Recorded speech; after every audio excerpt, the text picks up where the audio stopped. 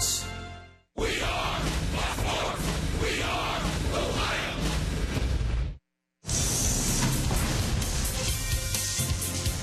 Good start to this road trip in Chicago, and now it's PNC Park in Pittsburgh as the Reds make their second stop of a three-city, 10-game road trip. It all begins tonight right here. It's the Reds and the Pirates on Fox Sports Ohio. And hi and a pleasant good evening, everyone, and welcome to Reds baseball. This is the first of a four-game series tonight, 3 night games and an afternoon game here at PNC Park. Great to have you with us for Reds baseball. The usual crew is here. Chris Welsh is on the far end. I'm Jim Kelchin in the middle. It's not a visit to Pittsburgh without the mayor in town. That would be Sean Casey. Sean, great to see you. Kelchin, great to see you, man. Welsh, great to see you, too. Hey, listen, when you guys come to town, I got to come up and see you, and you didn't bring me any Skyline.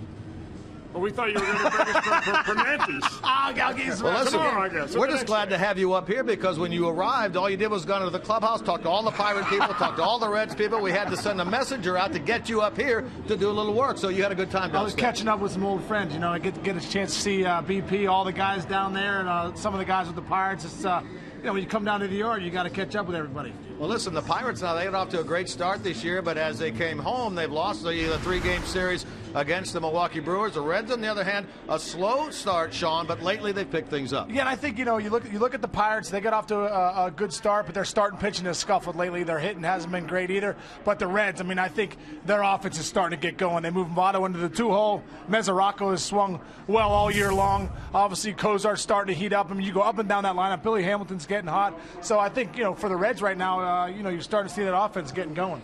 Case, what I really think is interesting is that the fact that the Pirates won 94 games last year and they ousted the Reds from the playoffs, they really believe that they're a better ball club than the Reds, and that's a problem. No, they do. I think for years, Welsh, the Pirates always thought, hey, that's a better club over there. I think now the Pirates start to believe, hey, listen, we won 94 games last year, ousted the Reds. They believe they can play with them now. Well, the Reds pitching is a lot better right now than the Pirates pitching, especially the starting pitching. They're going to run Mike Leake out there tonight. He beat the Pirates his last time out. That was a 6 2/3. Hey, and don't forget that he also hit a double and a home run in that ball game. Francisco Liriano, for all the strikeouts he has, he always figures out a way to lose a game against the Reds. He has not beaten the Reds in a regular season game. He did beat them last year in that one-game wild card game. But this left-hander, he needs that slider working. No, he does need that slider. And I tell you what, he needs that fastball to be that 92 to 94 to make that slider effective. If it's not and it's up in the zone, I think the Reds can get to him. Well, as you can tell, we're going to have a little bit of fun up here in the booth tonight. Chris Welsh, along with the mayor, Sean Casey, a good time to be had, and hopefully it'll all end with a Reds victory a little bit later on. We'll take a break. When we come back, the lineups for this hot-hitting Reds team right after this.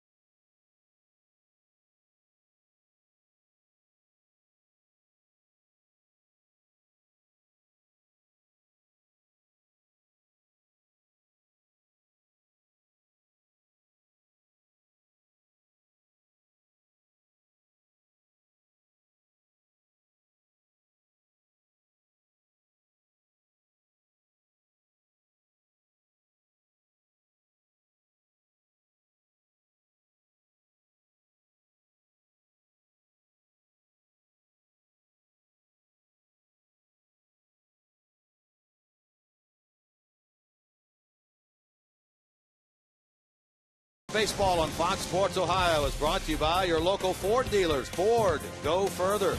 By Cincinnati, USA. For endless things to do all year long, stay close to CincinnatiUSA.com. By AT&T, mobilizing your world. And by Skyline Chili, feeling good. It's Skyline Coffee. Outside of PNC Park here in Pittsburgh, and now the most beautiful setting maybe in all of Major League Baseball. The shot of PNC Park in Pittsburgh looking toward the downtown area, really a sight to behold. And we have a picture-perfect night for baseball here tonight as the Reds and the Pirates get together for the first game of this 4-game series. We have a little bit of time before we get started. Let's send it down to the field and Jim Day. Jim?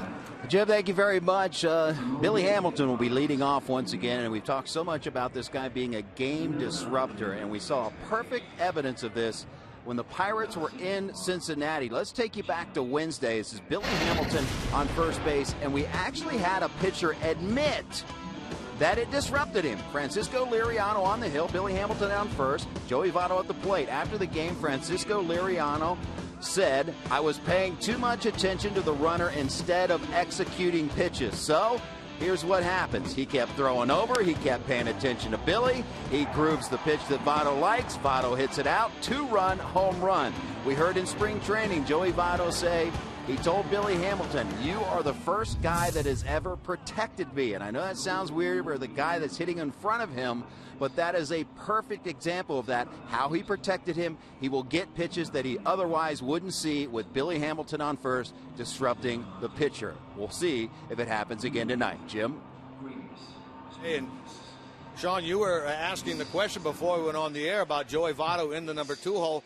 How has he been hitting in that position? Has it helped him to be in the number 2 hole? And I said, really, it almost is affecting Billy Hamilton more than Joey Votto because they're kind of helping one another. No, that's great. I mean, obviously Billy Hamilton is going to see more fastballs having Votto hitting in that 2 hole. But that was a great situation where you see there Hamilton on first base. Votto's going to see some more fastballs, too, because they don't want him stealing all day long over there. Yeah, but what about him seeing Billy Hamilton take off out of the corner of his eye, and you're at the dish? You know, it may not always be the first pitch or the second pitch. Does that bother a hitter at all? Well, I think, Welsh, you just got to, just like Liriano was saying, I got to focus on the batter. Same thing when you're the hitter in the box. You just got to focus on the pitcher, focus on the white ball, and make sure that you're not paying too much attention to that runner. All right, let's take a look at the storylines for tonight's game, brought to you by Elk & Elk, serious lawyers for serious injuries.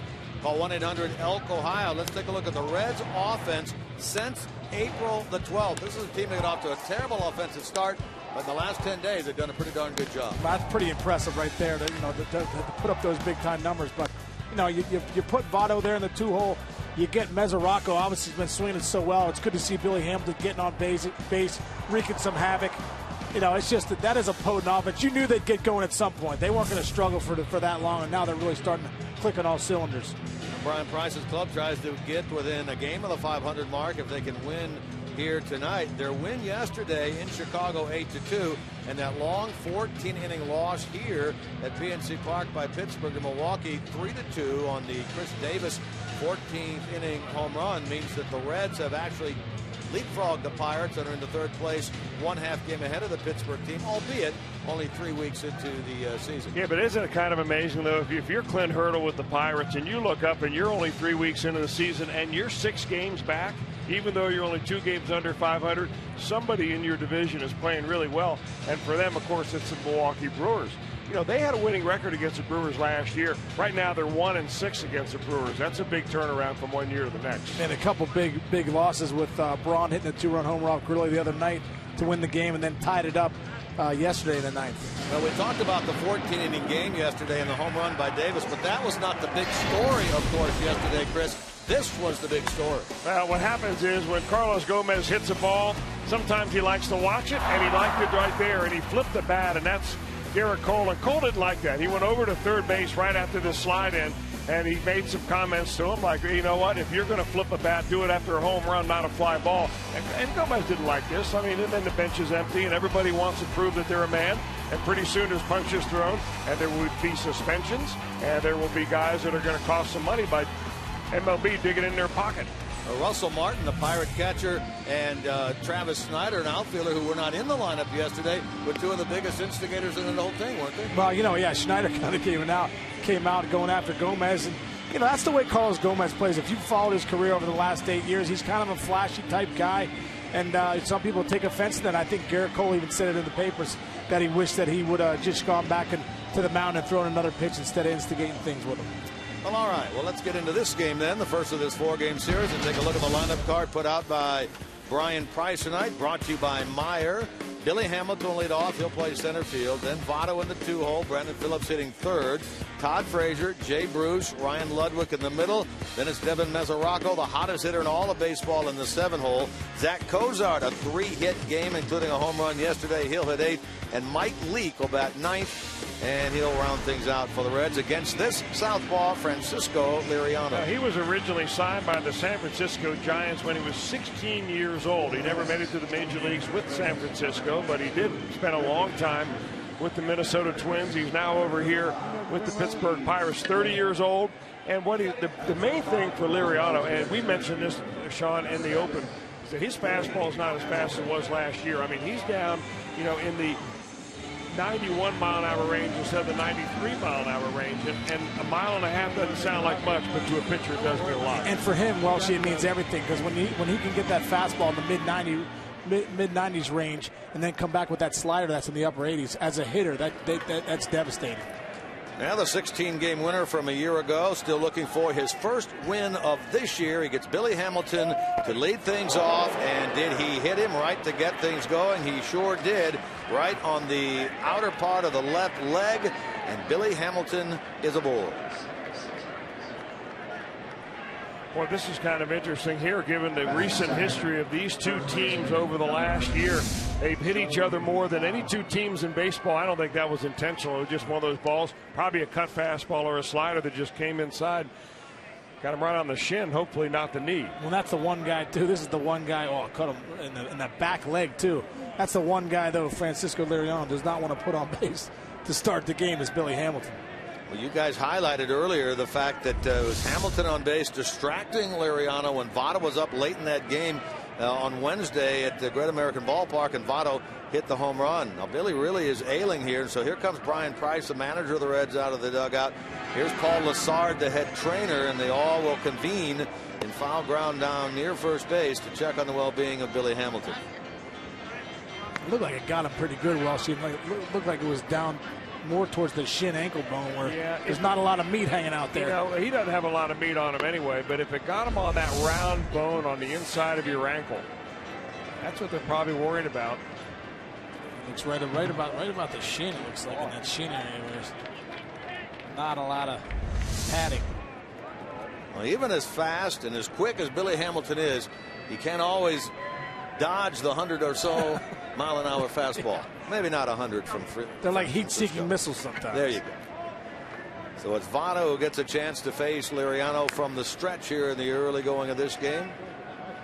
Billy Hamilton, 7 steals coming in 9 attempts. He's tied for 4th in the league in that department with Starling Marte of the Pirates.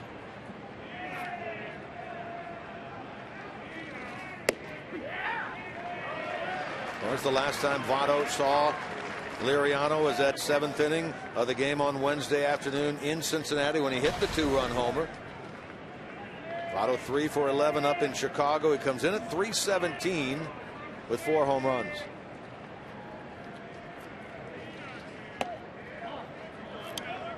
Home plate umpire tonight is Gary Cederstrom. On the bases, Kerwin Danley at first, Lance Barksdale at second, Mark Ripperger is over at third.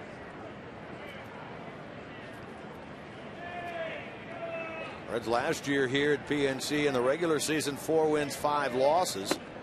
And of course, lost that October 1 wild card playoff game with Liriano on the mound. Chris, you made the point earlier. He has not defeated the Reds in the regular season, 0-4 in 5 starts, but did get that victory last October. All the secondary numbers indicate that he pitches great games against the Reds, except the W, and that's the only one that really counts. Billy Hamilton, the last time these two teams faced off and Liriano pitched, Billy Hamilton walks to start the game. Then he goes to second base on a stolen base. What happens then? Wild pitch. Goes to third. Reds are still trying to put the ball in play, right? Wild pitch again. Here comes Billy Hamilton. That's a Hamilton run. That is. The speed kills out there. I mean, obviously you've got a guy like Billy Hamilton. He can turn walks into triples real fast. That's destructive baseball right there. It just disrupts everything that's going on during the game for the hitter, for the pitcher, and sometimes it'll get you a run. Well, and also too, for a defender, when you're out there playing defense, you have a guy like Billy Hamilton. Everything's rushed. Ike Davis is over there. You can see when Ike Davis is holding him on. He's got a couple steps towards second base, knowing that if Liriano picks over, he needs a couple more steps to get rid of the baseball to get that angle to second base. So it disrupts everybody's mentality out there on defense. What would help Ike, though, is he's a left-handed thrower. Yeah, it does help big time. Ike Davis, of course, the newest Pirate, playing in just his third game with his team. There goes Hamilton. Liriano will throw to first to get the out. Hamilton trying to scoot on over to third, and the speed gets him over there. He goes first to third on that tapper. He was running on the pitch, and there's where that speed absolutely is a major weapon for Billy. Wow. This is impressive right here. Well, you can see him as he's going around second base. He's got thoughts because he doesn't slide, and he realizes if Liriano doesn't look him back, he's off. Second baseman, number 4. And Liriano doesn't even check him right here. He knew he had it right here all the way. Does he come off the base here? No. It almost looked like he did, but he got that left foot back in there before Alvarez put the tag on. That's what happens when you're so fast. You go flying by the base sometimes. That forces the Pirate infield here in the first inning in with Brandon Phillips at the plate. Of course, had his first 100 RBI year a year ago. Trying to get the Reds the early advantage in this one. I mean, Hamilton's speed makes his teammates look good. Joey Votto got the runner to third, from first to third, with a ground ball to the pitcher. You may never see that again. Only on the Reds. Last time I saw Dion did it. Yeah. Exactly. There you go. There you go. Phillips with 3 RBIs on the year.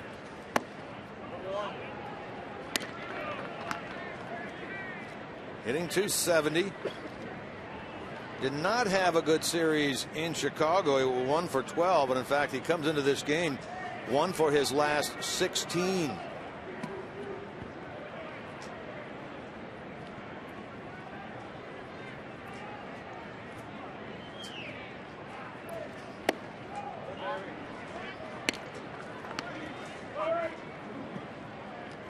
On deck is Todd Frazier. Reds won 2 out of 3 against this Pirate team early last week. Then the off day, then take 2 out of 3 in Chicago against the Cubs, and now come in here. Middle stop of this 3-city 10-game road trip. 4 against the Pirates. 2-2.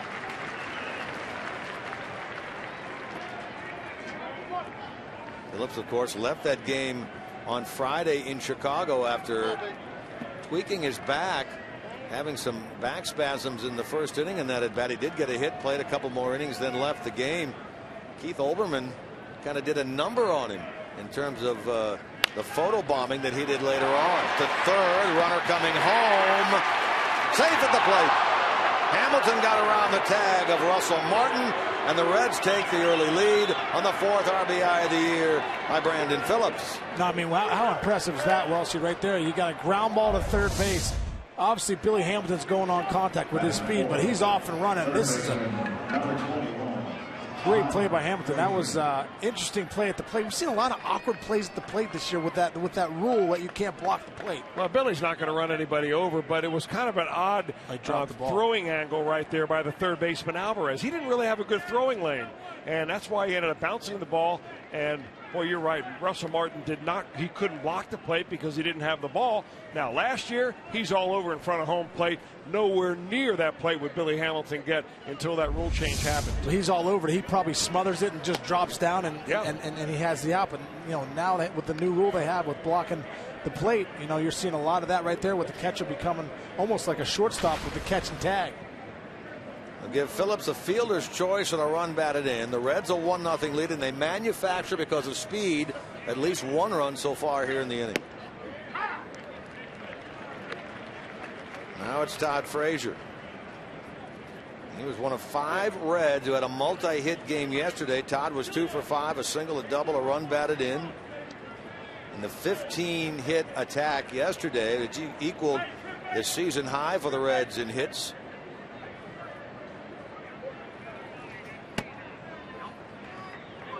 Todd at 224 with 4 home runs, 9 RBIs, a couple of home runs lifetime against Liriano.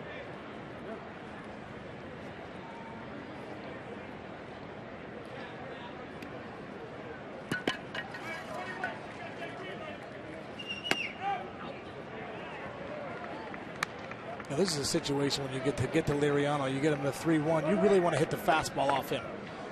When he gets ahead and then gets to that slider, I think Frazier's had a lot of success when he can get to that fastball out over the plate against Liriano. But there's a slider on a 3-1 pitch. See, Liriano's kind of a breaking ball pitcher now because he throws his fastball 40% of the time and his slider 33% of the time. And his changeup nearly 30% of the time. So he throws way more off-speed pitches than he does fastballs nowadays, which may be one reason why that fastball isn't there like it used to be.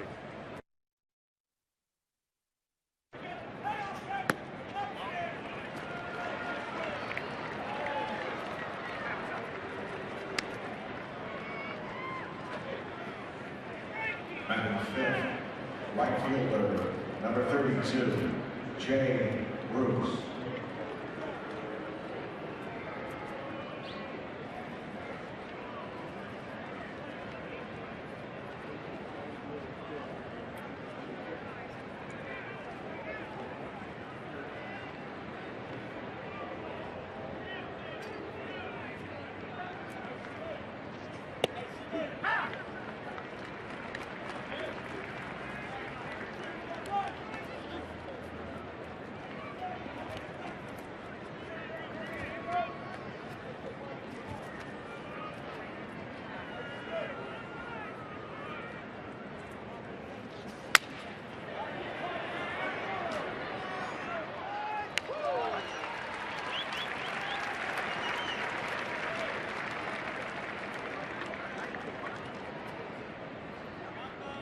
Batting sixth, left fielder.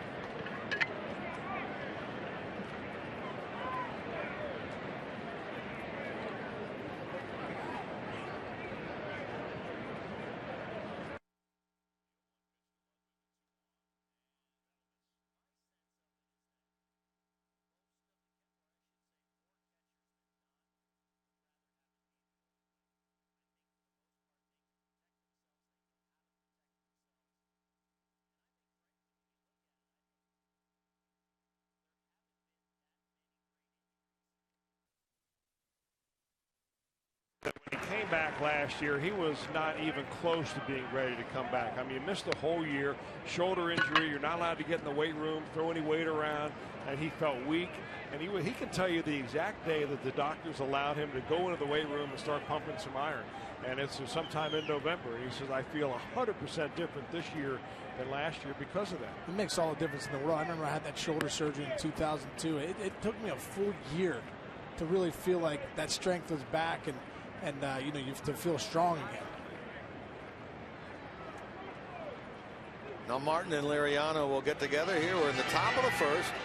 Reds have scored a run on a Hamilton hit by pitch to start the game. The first pitch of the evening went from first to third when he was running on the pitch to Votto, who tapped out to the mound and then scored on a ground ball to third when the ball bounced in on a kind of a bad angle throw from Alvarez to Martin. We showed in the pregame and early on how Hamilton distracted Liriano at home when Votto hit the home run. Certainly Hamilton disrupted things here in the first inning thus far.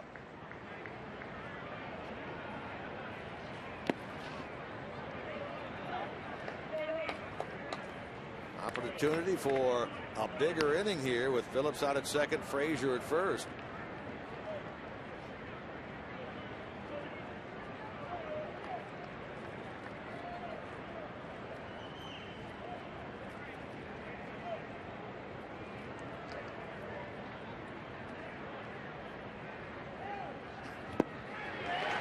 May have swung at ball 3. He strikes out there, and through it all, Liriano comes out not in a bad situation. He gives up 1 to the Reds at the top of the first.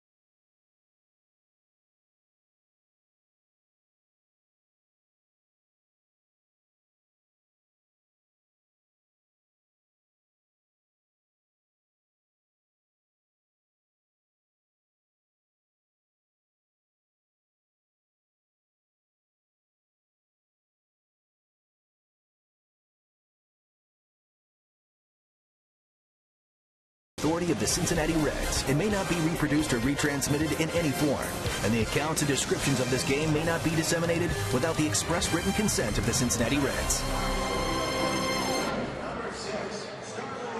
Reds fans travel to Pittsburgh, not a far journey at all, about 4.5 hours or so to visit PNC Park. First of a 4-game series here, Reds and the Pirates, as we take a look at the Pittsburgh lineup put forth by fourth-year manager Clint Hurdle.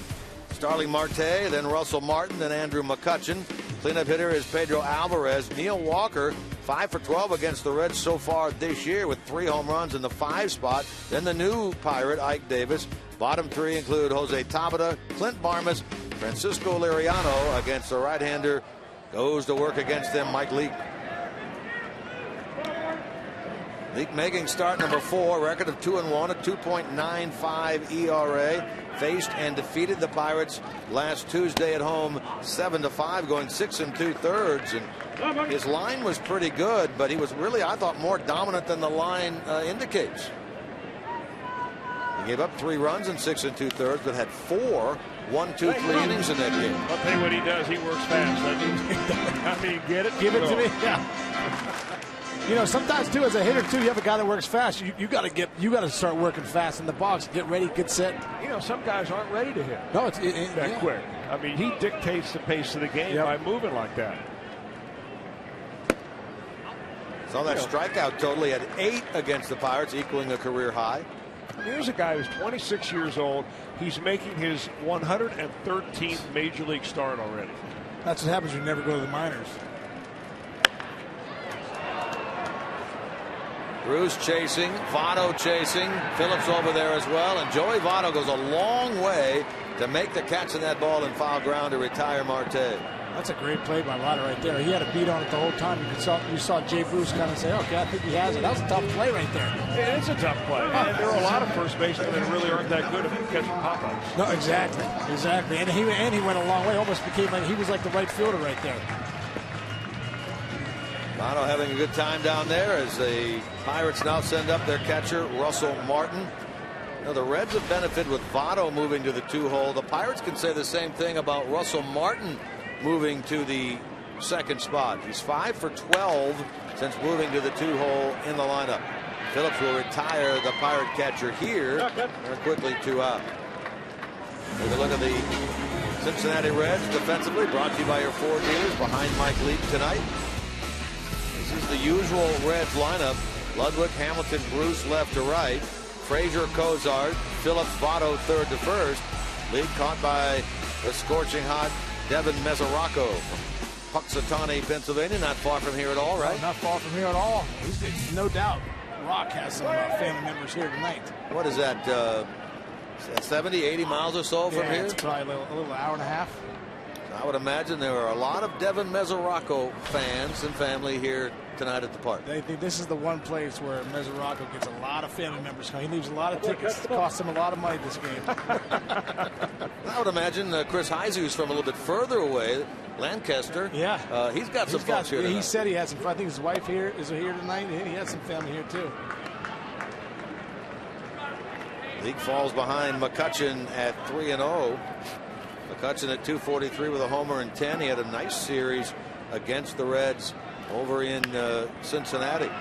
Swinging at 3-0. He fouls it. 3-0 swinging. Nobody on, nobody out. Trying to jump ship there. Nothing. Big Style was up and in. Well, you know, the Pittsburgh offense has been centered around the home run ball. Yeah. And when they got runs yesterday, it was all home runs. And he's thinking, hey, getting the fastball, why not? Pirates, in fact, lead the National League in home runs with 24.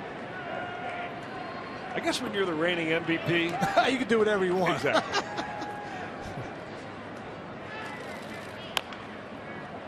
But that's really where the Reds have gotten him out, and they've pretty much contained him over the last few years for touching, even though he's a super hitter. And he's on base more than just about anybody in baseball, this side of Joey Votto. But they eventually pitch him down and away, and they do it very successfully by nibbling at that outside corner.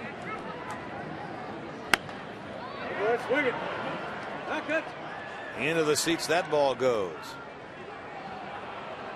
A very beautiful day weather-wise in Chicago yesterday, and an equally beautiful weather day here in Pittsburgh. As you can see, an area of cloud in the sky as you look into downtown Pittsburgh.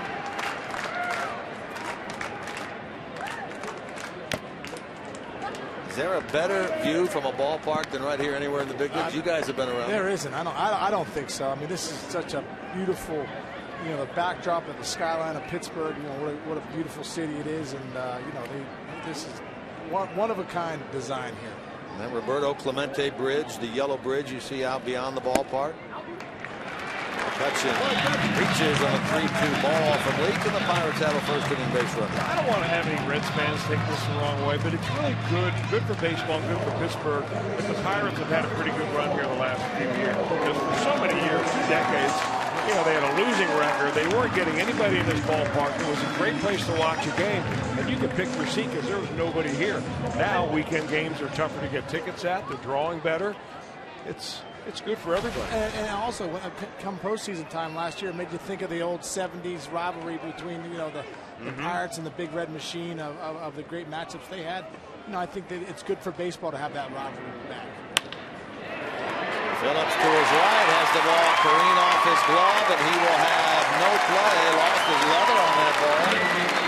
Alvarez aboard. McCutchen in the scoring position, and the Pirates have a pair on with 2 out. Alvarez hits this ball pretty hard. Obviously, you know, they had the shift on. You can see the BP all the way over in that 4-hole over there, but he just couldn't come up with it. It was a long way to go. The ball kind of kicks him off his glove. You know, that's one of those plays. You know, if you watch Brandon Phillips night in and night out, he makes that play 10 out of 10 times. It's a very fast infield. Yeah, it is. It is. I mean, it looked like it picked up speed as it went through there. Yeah, it was hit pretty hard too. So after the first 2 retired, then a walk, then an infield single by Alvarez, and here's Neil Walker, another one who had a very good series against the Reds. He'll scald this ball, but luckily right at Bruce. Out in right, he handles it. Walker gone. First inning in Pittsburgh complete.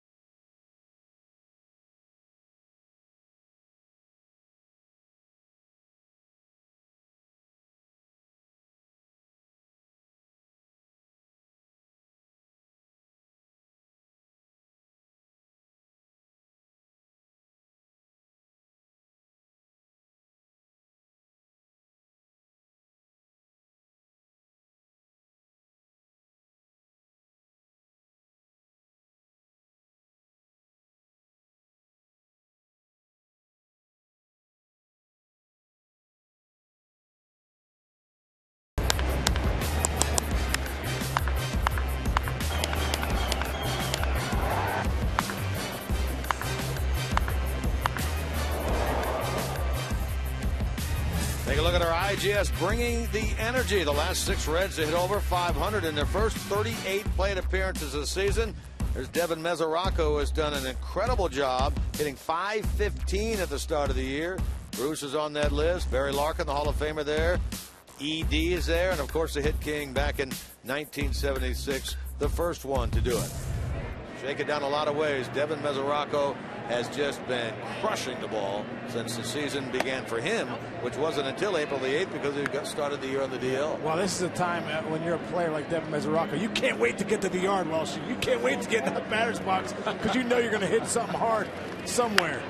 His swing just looks good right now. It looks short. It looks compact. He looks confident. He's driving the ball all over the place. This is the swing they thought that they knew that he had down the minors all those years. And now, you know, you can't teach experience, Welsh. When you're up here for a couple years, you start to get more comfortable. Looks like he's more comfortable to see. Yeah, confidence, I think, has a lot to do with that. He's got that little crouch that he goes down into. Hits this ball hard. He drops it into left field in front of Marte. That is now a 10-game hitting streak for Devin Mesoraco as he closes in on Barry Larkin's 12-gamer to start the 1995 season. And you see that short swing right there. You know what? When you get into a mode like this where you're so hot, the game just slows down for you. And for right now, Devin Mesoraco, this game, that ball looks like a beach ball. The game is slow. Liriano's ball coming in looks like he can crush it. And he was right on that pitch.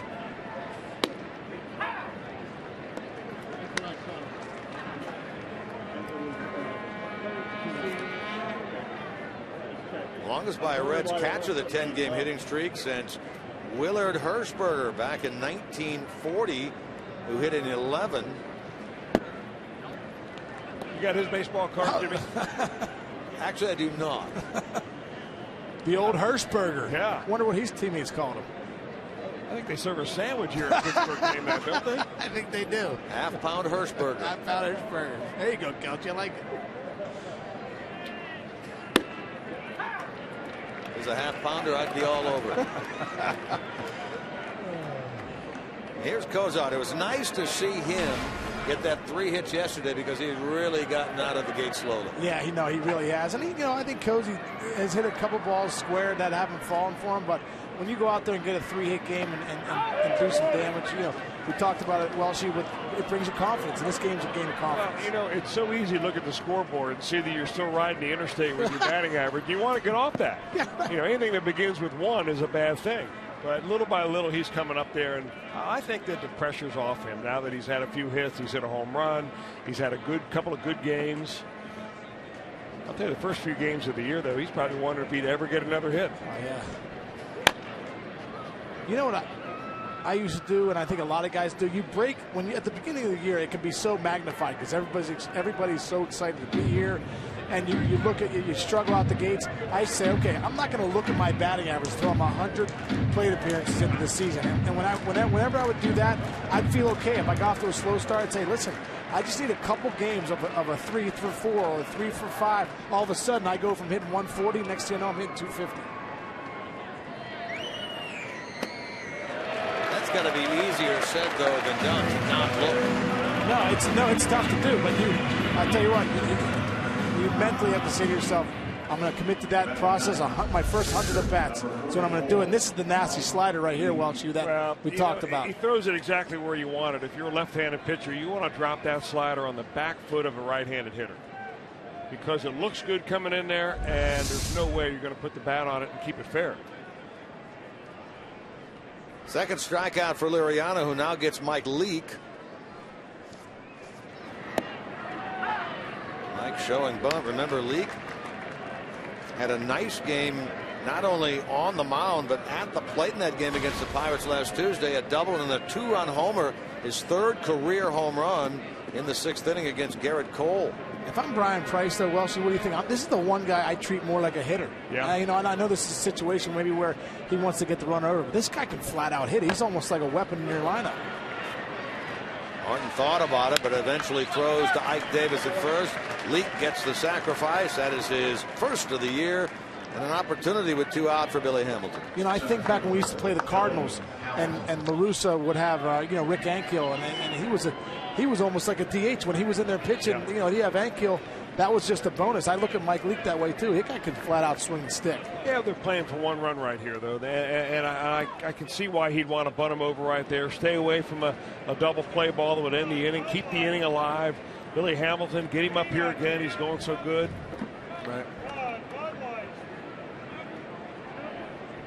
Billy's a natural right-handed hitter, although he has 3 times the ABs batting left-handed this year as opposed to right. More power from this side of the plate. Something he does not want to do here. Hit the ball in the air, and he flies out to Tabata. That ends the Reds at second. They leave a runner at second, but lead 1-0 in the middle of number 2.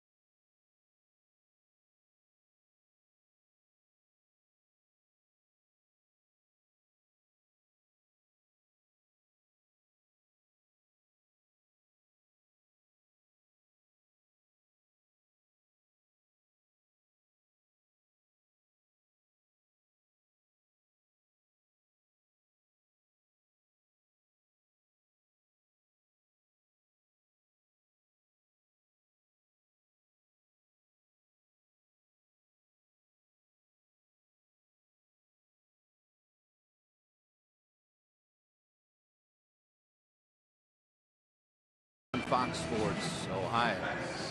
Jim Day with you. Ike Davis will lead off this inning for the Pirates, and recently traded over from the Mets to Pittsburgh, so he'll get very familiar with the Reds now being in the Central Division. But he's already very familiar with the guys about to face. He was a former teammate at Arizona State with Mike Leake. Now let's check out the pictures. Mike Leake on the left, Ike Davis on the right in their Sun Devils uniforms. They were teammates in 07 and 08, but so far Mike Leake in their MLB career has had the best of it. Ike Davis just 1 for 11 off of Mike Leake. We'll see how it shakes out right here, Jim Kelch. Right there, Jim Day. Thank you very much. It'll be Davis, then Tabata, then Barmas here in the bottom of the second with the Reds in front by a score of 1-0. Ike Davis, of course, struggled mightily last year with the New York Mets and lost his job to Lucas Duda in New York this year. He comes over here for a pitcher, Zach Thornton, and a player to be named later. I think Neil Huntington was just hoping a change of scenery could get those. A couple years ago, he had 32 home runs. I mean, I think that, a change of scenery maybe gets you going, lights that fire in you a little bit, and that's what the Pirates are hoping for. They had conversations about trying to get Ike Davis over the winter. They couldn't get the deal done.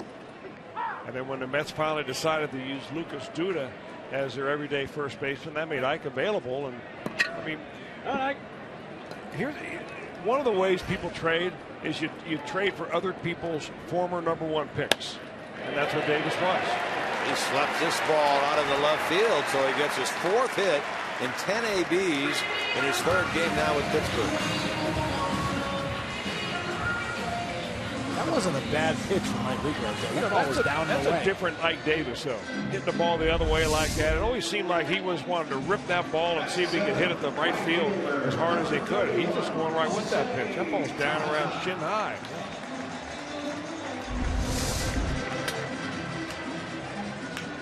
The Pirates get their 2nd hit. Tying run aboard as the 2 first basemen converse down there. Shades of one Sean Casey. Talk. Joey's a pretty good talker down there at first base. I know. Joey does talk a lot over there. I didn't think he would, but I tell you what, I don't know what I would have done, Coach, if I didn't play first. I probably have been out of the game. If I was like the center fielder, I'd been depressed out there. He's not in your league, but Joey's pretty good at it down there. Yeah, no, he is good. He is good. Yeah, he's got that sense of humor nobody knows about. He's good over there. He is always chirping. There's one at second. Phillips will turn and a low throw, but a good dig by Joey Votto at first base to retire Tabata on the 5-4-3. Now Phillips got a tough throw from Frazier, kind of down by the bag. He turned it, and hey, listen, you got to give credit where credit's due right here. Joey Votto makes a great pick on the back end of this play. You see right there, Phillips had to come on the low, but that's a tough pick right there. Way out, goes out and get it. And you know what? One thing about Joey Votto, if you watch the pregame, he's always working on something. You saw Freddie Benavidez throwing balls to him pregame, working on his picks. Meanwhile, out of the dugout is Clint Hurdle. He's talking to the first base umpire, Kerwin Danley, and we may see. No, we're not going to. He comes out and asks the first base umpire. And really what they're doing there is giving their video person time to decide yay or nay. Should I or shouldn't I? Yeah, that's one thing I don't love, Walshy, about the whole system. And now it's not so much an argument as it is, hey, hang on a second, let my video guy tell me if I should challenge this or not. Yeah, we're not far from having managers with appearance clauses in their contract. Yeah. That was close at first. I think the replay verified the call of Kerwin Danley over there at first base. And as you said, great dig by Joey. So 2 out for Clint Barmas, the shortstop. Barmas making his 3rd consecutive start. Jordy Mercer left the game the other day against Milwaukee when he was spiked in the right ankle on a forced play at second base in the 3rd inning. That was in the game on Friday night here against Milwaukee. So Barmas, who was by and large their everyday shortstop a year ago, hitting just 190 playing here tonight. Hamilton retreating, but Billy will get to this ball as he gets to the warning track and hauls it in. And 3 batters and out go the Pirates, thanks to the double play here in the bottom of the 2nd.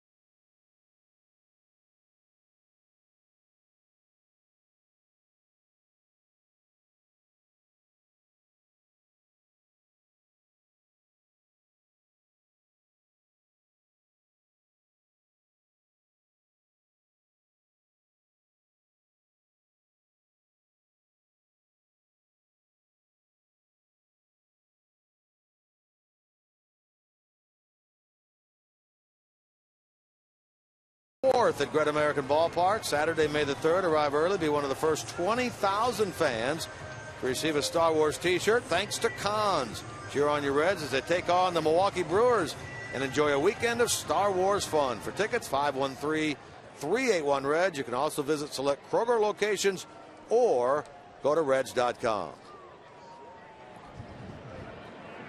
Let's take a look at our still power tool performer of the game. That would be number 19, Joey Votto. Reached base safely in 42 of his last 43 games against the Pirates dating all the way back to August of 2011. He flat on gets on base against this Pittsburgh group.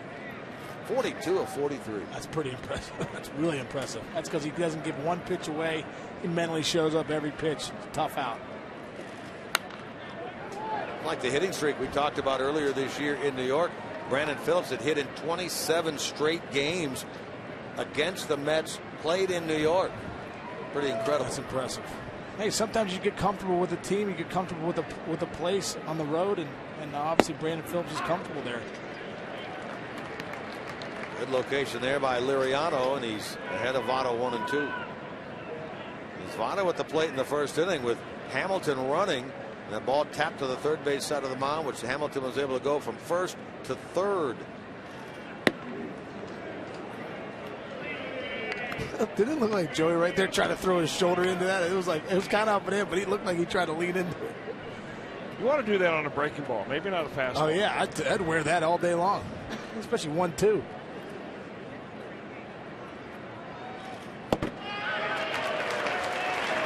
That's what he was doing right there, though, Welsh. He's setting up that slider. He came in, hard in, soft in, up and in, kind of getting him, trying to get him to leak a little bit and set up the outside part of the play. You'll see Martin right here set up down and away, and that's the tilt right there. 87 miles an hour. I'll tell you what, I've faced Liriano before. This ball looks like it's a heater, and it just leaves you.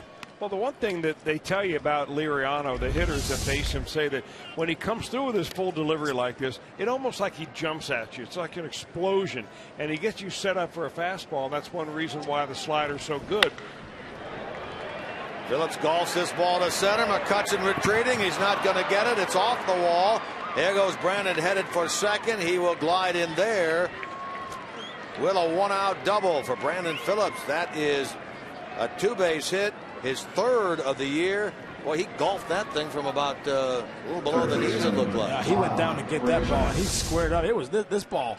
This was loud right there. That's his spot. That was down and in. That was almost like a lefty would hit it, Welshie. That's the way he likes it, though. I mean, if you start charting his home run balls, he likes that down and in spot. He holds a bat high. I mean, he just drops the head. That is loud. You love that, believe me, when that ball comes off your bat. And when you're running to first base, you're thinking, please don't catch that. Come on, I squared that thing up. That's the same ball that Carlos Gomez hit yesterday. That was loud, too. Boy, that one smacks off of Frazier's bat. It'll one-hop the wall, get Phillips to the plate. Frazier gets himself a run-producing double. We're just taking a look here. Frazier hitting .267 with runners in scoring position so far this year. He comes up with RBI number 10, and the Reds have a 2-0 lead. Well, it seems like what the Reds have done the last couple of batters is that they're being very aggressive, and they're not allowing Liriano to get to that slider, at least a good one, to put him away slider. That looked like a first pitch slider there that he ends up hanging up over the middle of the dish and launching. Yeah, and especially your second time around, Welsh, you know, when you start, you've seen the pitches now, your second time through the order, you're going to jump on that first pitch fastball you've seen, and see Phillips and Frazier do a great job of that. Back-to-back booming doubles by Phillips and Frazier. A run home and a 2-0 Reds lead, and now it's Jay Bruce. Bruce had struck out looking each of his first two times up yesterday against Carlos Villanueva, then had a double in the fifth and a solo homer in the seventh. He comes in with 3 long ones, 10 batted in. Still looking for his first hit against the Pirates this year, went 0 for 7 against them at Great American Ballpark. He has struggled against Liriano. He's now 0 for 12 lifetime.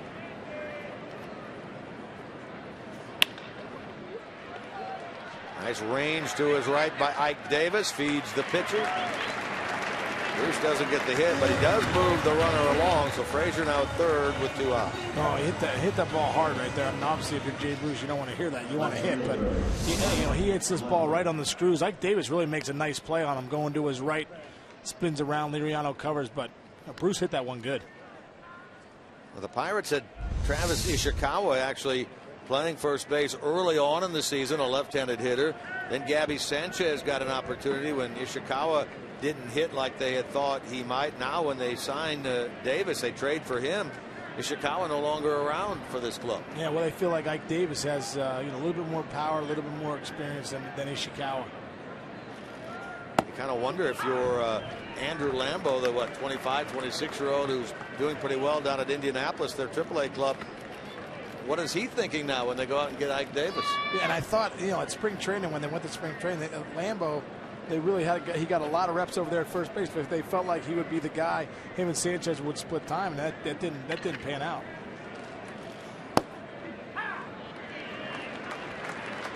It's funny with that first base situation with the Pirates, because last year Justin Morneau finished the year here, and people in Pittsburgh thought that they'd sign him back. And Colorado signed him for 2 years, $10 million. He was just the NL Player of the Week this week.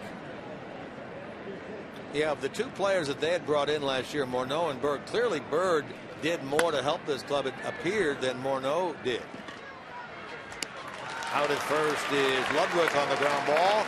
That puts an end to the Reds' third, but they get another run. Back-to-back doubles. Philip Frazier, 2-0 Cincinnati.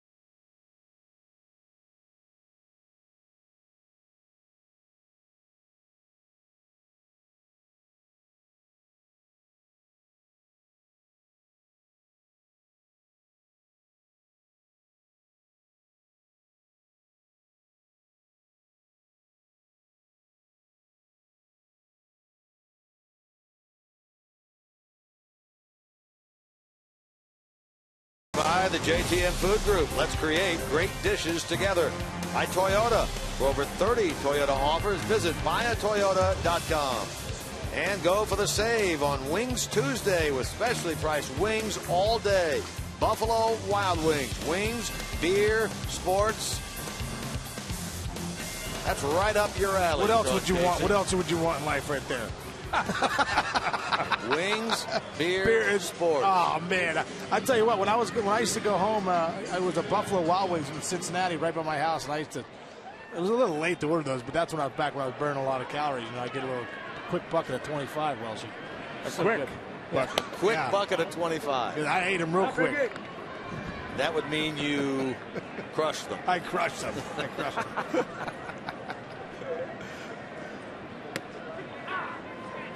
2-0 Reds as the Pirates bat here in the third. Liriano leads things off. He does have a hit this year, 1 for 7. A guy that came over here to playing all those years in the American League, not really used to swinging the bat.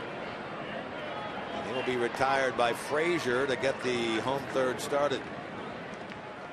Now time for you to tweet your photo using hashtag #OhioFanPhoto for a chance to have it shown in an upcoming game broadcast. It's all brought to you by AT&T. It's hashtag #OhioFanPhoto. Who knows? Maybe your photo will be shown in an upcoming broadcast. He gets the leadoff man. Now back to the top of the order. Starling Marte. No, Marty. Marte comes into tonight's game in terms of his on-base percentage at .344, and yet he is the league leader in strikeouts. You really ideally don't want to see your leadoff man as a big strikeout guy. Well, you know, he has that big swing. You know, it reminds you like Vladimir Guerrero, anything in the zone. You know, even in or out of the zone, he's hacking at. So you're not going to see Starling Marte walk that much, even though, you know, he's your leadoff guy. Speaking of Vladimir Guerrero, I know yesterday Starlin Castro had a swing that reminded you guys of Vladimir Guerrero, didn't he, Chris? You know what? You're right. I mean, I've always thought that if hitters can hit the ball after bouncing in front of home plate, if it takes a good hop and goes in the strike zone, why can't it be a strike? That's right. Hey, it's live. It's the first hitter I've ever had agree with me on that case. No, Thank you. You are the man. I totally disagree with you, Welsh. If you're going to bounce a ball, it's definitely a ball. Whether you swing or not. Yeah, right. How about that? Little shift on, and they beat it with a ground ball base hit into right. Votto ranging to his left, just could not get to it. And Marte is now hitting 5 in a row. You know, as a first baseman, anytime you have a righty up there, especially a pull guy like Marte, you know, you're going to take your chances of pinching the right side a little bit, pinching to your right. So you see Votto, hey, that's exactly where where he should have been playing, and Marte just swings late and sneaks that through. So the tying run, and Russell Martin will come to the plate. Rounded out to Phillips his first time. Comes in at 283. Picked him off at first base. Marte is out. You know, it was like he wasn't even paying attention. He had a huge lead out there. He was still fumbling with his little thing that he put on his hand for sliding, and he's not really ready. And Leake senses it, fires it over there, and picks him off. I'll tell you, if I'm Clint Hurdle, I'm just airing him out for not being ready. That's what the whole deal is right there. Yeah, you're right, Welsh. It looked like he was just getting his stuff on, kind of relaxing, not really paying attention. Bam. Mike Leake said, you know what? Great. Watch his athletic feet. You know, that's one thing about Mike Leake. You know, he's a good hitter. He's a good fielder. He does all the things that round out his pitching. Yeah. So he's just not a pitcher out there. He gets an out game, you know, just the way he did right there.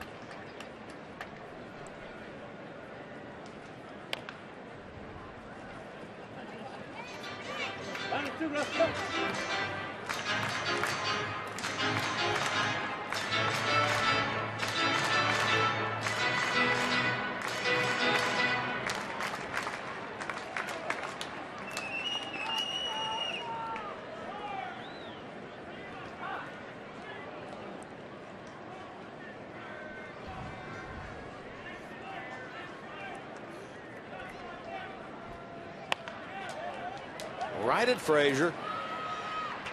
Thanks to the pickoff, a 3-batter inning here in the third from Mike Leake.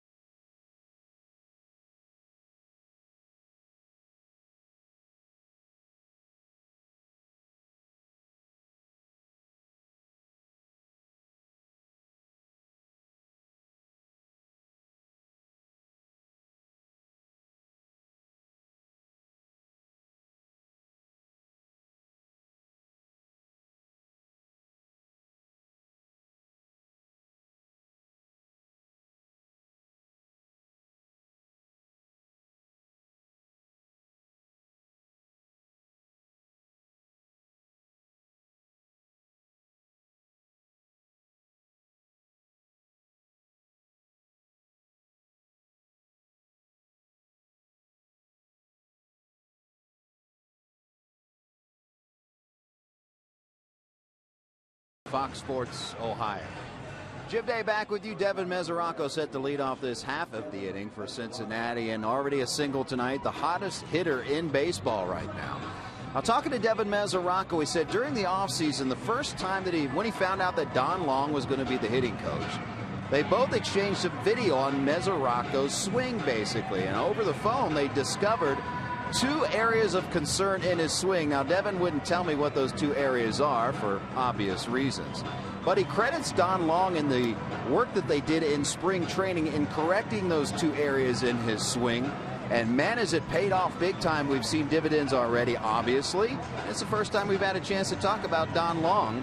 Mesoraco giving it up, giving him and Lee Tinsley, the assistant hitting coach, all the credit for the work they did in spring training. It is a new Devin Mesoraco. Well, Don Long, of course, is a former hitting coach here with the Pirates, but I would imagine, Sean, when a new guy comes in, the first thing they really need to establish is credibility. Credibility, no doubt about it. And I also think that relationship, you know, anytime you can find a player and say, hey, listen, I found a couple things on the video that I'd like to address. Let's get in the cages. Let's get here at spring training, get here early in the morning, work on some things. And obviously you can see that the relationship that Donnie Long and Devin Mesoraco have, and whatever they worked on is working. But when you boil it down, Case, isn't it really the relationship? Don't most hitting coaches say the same thing? I would say, you know what? No, that's not true, Welshie. I mean, I think they say the same things technically, but I think that relationship, here we go, there's another knock. That'll make your relationship better if you just keep getting hits like that. They love it. But I'll tell you what, I mean, I had a lot of guys like a Jim Lefevre. If you go over 4, you're in the cages, you got pink softballs coming at you, got all these different things. You know, and then a guy like Dave Magadan, he didn't save much. You know, he was just really, you know, in there for you and working with you. But, you know, this is what happens when you're hot, and you're hot like Mesoraco is. You get that pitch that's middle in, you're able to get your hands, fight it off, and bloop it into the outfield. That is already the 7th multi-hit game of the year for Mesoraco. He's playing in his 10th game, and he's now running, and he's going to get the start. Is he not? He is called out, and we'll see if Brian Price is going to come out now and give Rob Coughlin some time to take a good look at that back of the clubhouse at the monitors. He looked safe, Welchie. What do you think? Yeah, he did look safe, and that's what Brian Price is going to go out there. But he's probably thinking along the way, all right, you know, there's nobody out right here. Do I want to use this as my replay or not? You got to decide whether it is or not. Took a long look there, the second base umpire, Lance Barksdale, before he made the call. Ooh.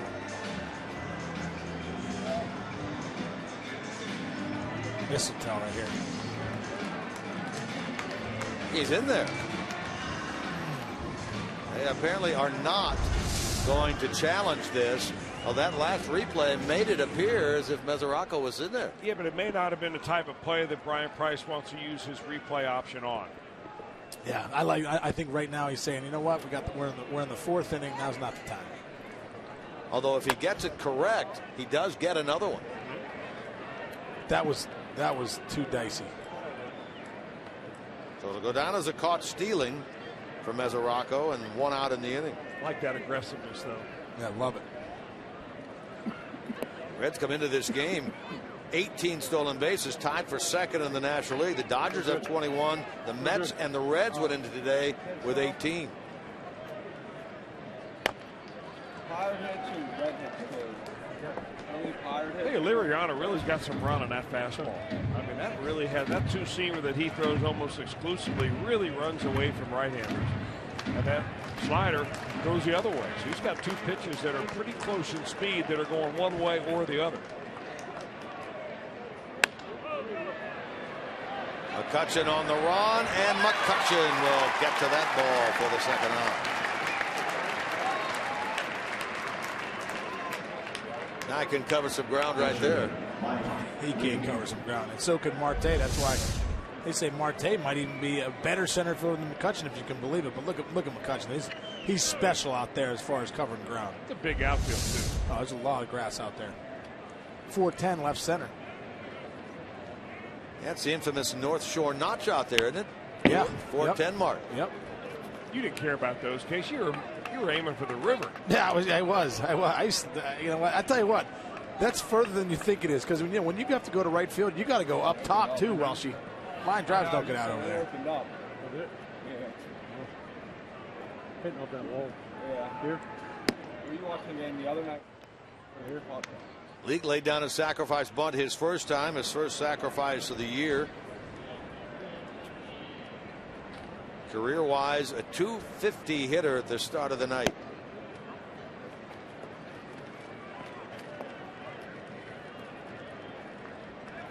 Mariano trying to have his first 3-batter inning. Red scored in the first. Left a runner on in the second. Scored again in the third. Had a leadoff hit in this inning by Mesoraco. Started to say earlier, his 7th multi-hit game of the year already this year. Last year, he had a total of 20. This year, here we are on the 21st of April, he already has 7. Oh, he feels so locked in. Like I said, that game looks really slow right now for Mesoraco. Leake strikes out. Number 4 for Liriano. Put a 0 up for the Reds here in the top of the 4th.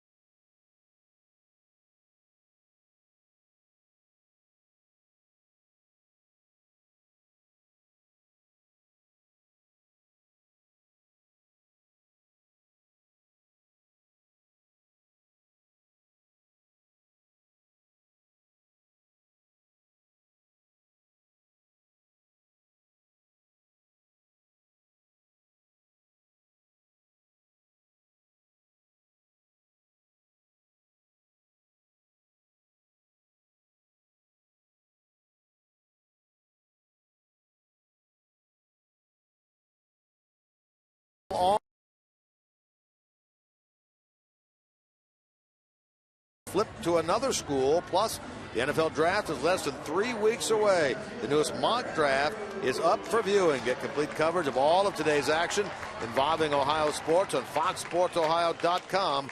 Brought to you by 1-800-SAFE-AUTO. Drive safe, spend less. Make sure you mark your calendars for May the 1st through the 4th. Take advantage of the first Reds 4 for $48 ticket offer of this season. Purchase 4 view-level tickets for only $48. Receive 4 free Reds hats. Cheer on your Reds as they take on the Milwaukee Brewers the 1st through the 4th of May at Great American Ballpark. For tickets, 513-381-REDS or visit reds.com/4 for $48.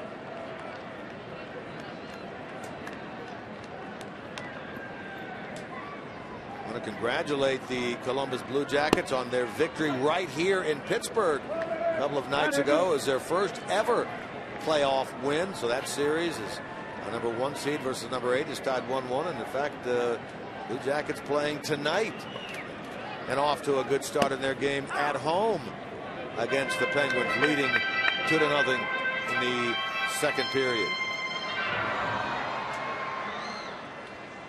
McCutchen leads things off for the Pirates here in the 4th. Walk his first time. Leake has 1 walk, no strikeouts. He came into this game 5 walks, 14 Ks in 21 1/3. He's not a strikeout pitcher. In fact, he came into this game, I thought, an amazing number as he flipped this ball out into left and a base hit. Over 70% ground balls so far this year for Mike Leake.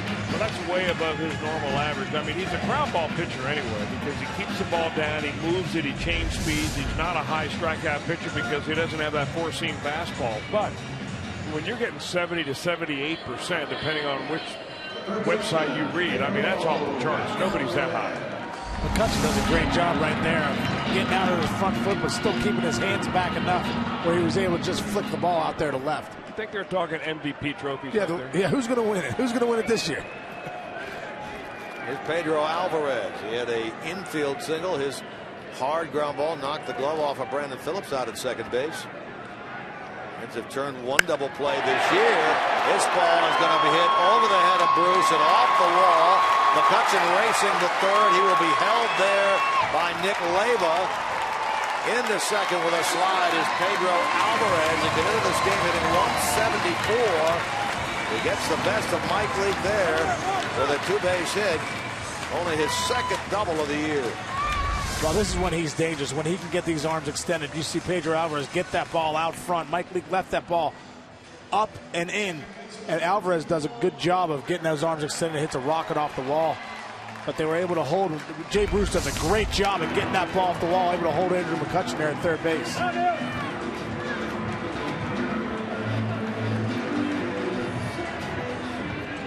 The Pirates have the tying runners in scoring position, nobody out.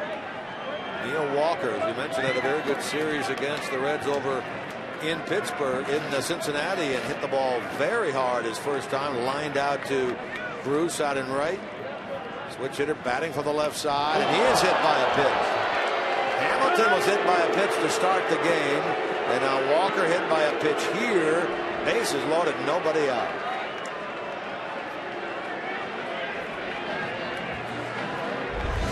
Well, as hot as Walker was, I'm not so sure that he was going to pitch to him anyway. You know what they say, Case?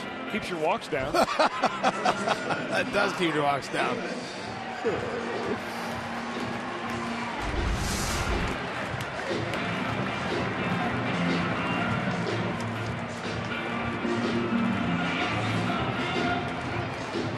Davis has faced a bases loaded situation against the Reds earlier this year. It came way back in New York when the Reds were playing their first road series of the year on Saturday, April the 5th. Davis is a pinch hitter in the 9th inning against J.J. Hoover. Hit that grand slam that turned a 3-2 Reds lead into a 6-3 Mets win. That was the Johnny Cueto game started. This is Mike Leake. That hit out in the left field his first time against Leake, the former college teammates. It's this one deep to right. Bruce is going to watch it sail over the wall. Wow. 2 grand slams this year. Playing on 2 different teams against the Reds by Ike Davis. He has 9 RBIs this year, 8 on 2 swings against the Reds. Well, I mean, one thing you've seen this inning so far is, besides the one to McCutchen, everything that Leake has thrown has been up, out over the plate. Same thing right here to Ike Davis. He tried to get it looked like a changeup that came back over, but it was middle in, right in Ike Davis's wheelhouse, and he was able to get those big arms extended and hit that grand slam.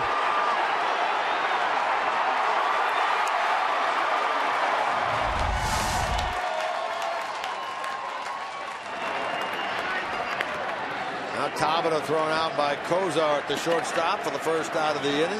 Well, they are really hacking early and often, being ultra aggressive against Mike Leake. And, you know, you can't throw too many strikes, especially if you're not throwing quality strikes. Because Ike Davis is figuring, hey, bases loaded, he's going to come right after me, and if you make a bad pitch, he was right there to hit it. Boy, he is making that trade look awfully good real fast. He is. He now has 5 hits and 11 at-bats in the 3 games since coming over from the Mets. 2 home runs, 9 RBIs in the year. Both homers and 8 of the 9 runs batted in against Cincinnati.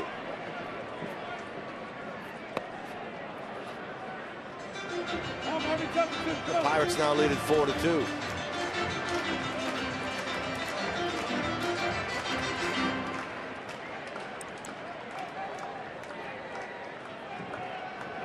Armas in the hole, 2 strikes.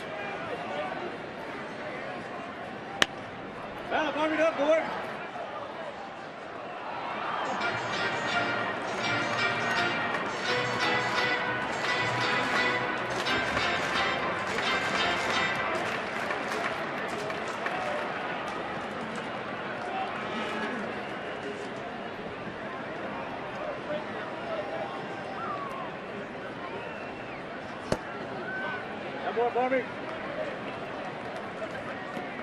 Reds are running the first, are running the third. Ike Davis, second grand slam against the Reds this year. And now a 4-2 Pirate lead here in the bottom of the fourth.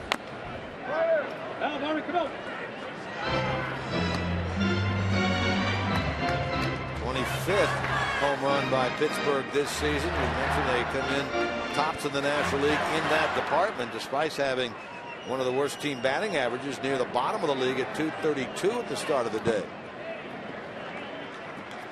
And they score, primarily it's the long ball. That's really been a feast or famine start for the Pirates. I mean, when they score in bunches, and a lot of the runs have been on that long ball. From 0-2 to 2-2 to Barmas. Got him. First strikeout for Leake is the second out here in the bottom of the fourth. Seventh man to bat in the inning against Mike will be his counterpart, Francisco Liriano. Now we'll call this strikeout the flamethrower of the night, brought to you by Cholula Hot Sauce. A high fastball from Mike Leake, 91 miles an hour, gets his first strikeout for the second out of the inning. Slowly to first. Votto will get it, and the inning is over. But Francisco Liriano will take to the mound for the first time in this game with a lead as Ike Davis comes up with a grand slam against Leake. The Pirates lead 4-2 through 4.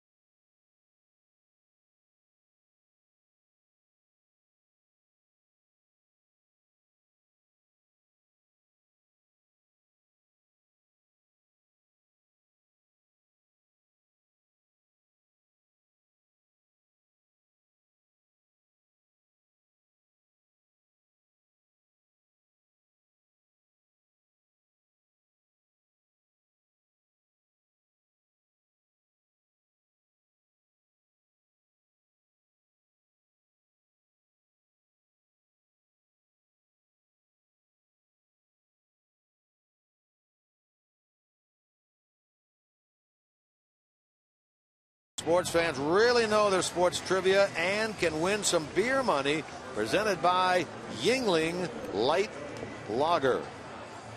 Yuengling Light. Beer money action after Reds Live. Sun's starting to set here in Pittsburgh. Ike Davis, he'd love to bat against the Reds all season long, wouldn't he, the way things have started for him this year? 2 grand slams. That's a career for some people. Well, you know, Case, you're talking about that porch in right field, how you have to get elevation. You don't necessarily have to wallop it a long way. He didn't really get that ball all that good. He got it in the first or second row up there, but he got height under the ball. And he's strong. You know, he's got that strong. His routine fly ball. You know, for anyone else, that's maybe a warning track fly ball. For Ike Davis, it just, you know, he's strong enough to get it out of the park. Right over that Clemente wall out in right field, and now Liriano and the Pirates on a 4-2 lead. They're trying to snap a 3-game losing streak. There's the wall named after the Hall of Famer Clemente. As the statue outside the ballpark here, one of the many statues that they have. Bunt by Hamilton, but Liriano fields it deftly, and Hamilton is out 1-3. That's the ball right there. He's working on his spring training and trying to get that push bunt just by Liriano, where it goes into that Bermuda Triangle for the first baseman, second baseman, and the pitcher, but wasn't able to get it by Liriano. But you saw how Liriano came up throwing there, too. He threw 95 with sink to first base. Ike appreciated that. Yeah. Chris, was that ball yesterday that Hamilton beat out on the ground ball to Rizzo at first? Was that simply Billy beating that out, or was the pitcher a little bit late getting over there to cover? Well, he normally can beat the pitcher to the bag. And that's really what you're trying to do, is to get the ball by the pitcher so the first baseman has to come away from the bag to field it. Because there's no way that most pitchers can beat him to first base, especially left-handed pitchers like Liriano. Yesterday, that was Carlos Villanueva who he hit that ball against. Votto 0 for 2. Still 6 for 12 against the Pirates this year. Interesting note about that Votto home run we talked about earlier. We were talking about it in terms of the distraction with Hamilton at first base. It was Votto, the lefty, against Liriano, the lefty, and the home run ball. Liriano did not give up a home run ball to a left-hander at all last year. In fact, it was the first time he'd given up a home run to a lefty since July of 2012 when Adam Dunn did it. Just a reminder, as you enjoy a cold one, to look forward to our Miller Time moment of the night coming up a little bit later on in the broadcast. Since Liriano gave up the home run to Dunn, a left-hander, July the 23rd, 2012, until he gave up the home run ball to Votto the other day at home in Cincinnati. 40 games, 39 starts for Liriano. That is impressive. That is impressive. Well, you know, he does such a good job with lefties with the two-seamer in and the slider away. So he ends up controlling both sides of the plate. And anytime you're a left-handed hitter against a left-handed pitcher that can control both sides of the plate with the sinker and the slider, it can be a long night. Phillips pops this ball up. Neil Walker has it. The inning is over. So there's your first 1-2-3 inning of the night for the 30-year-old lefty Liriano.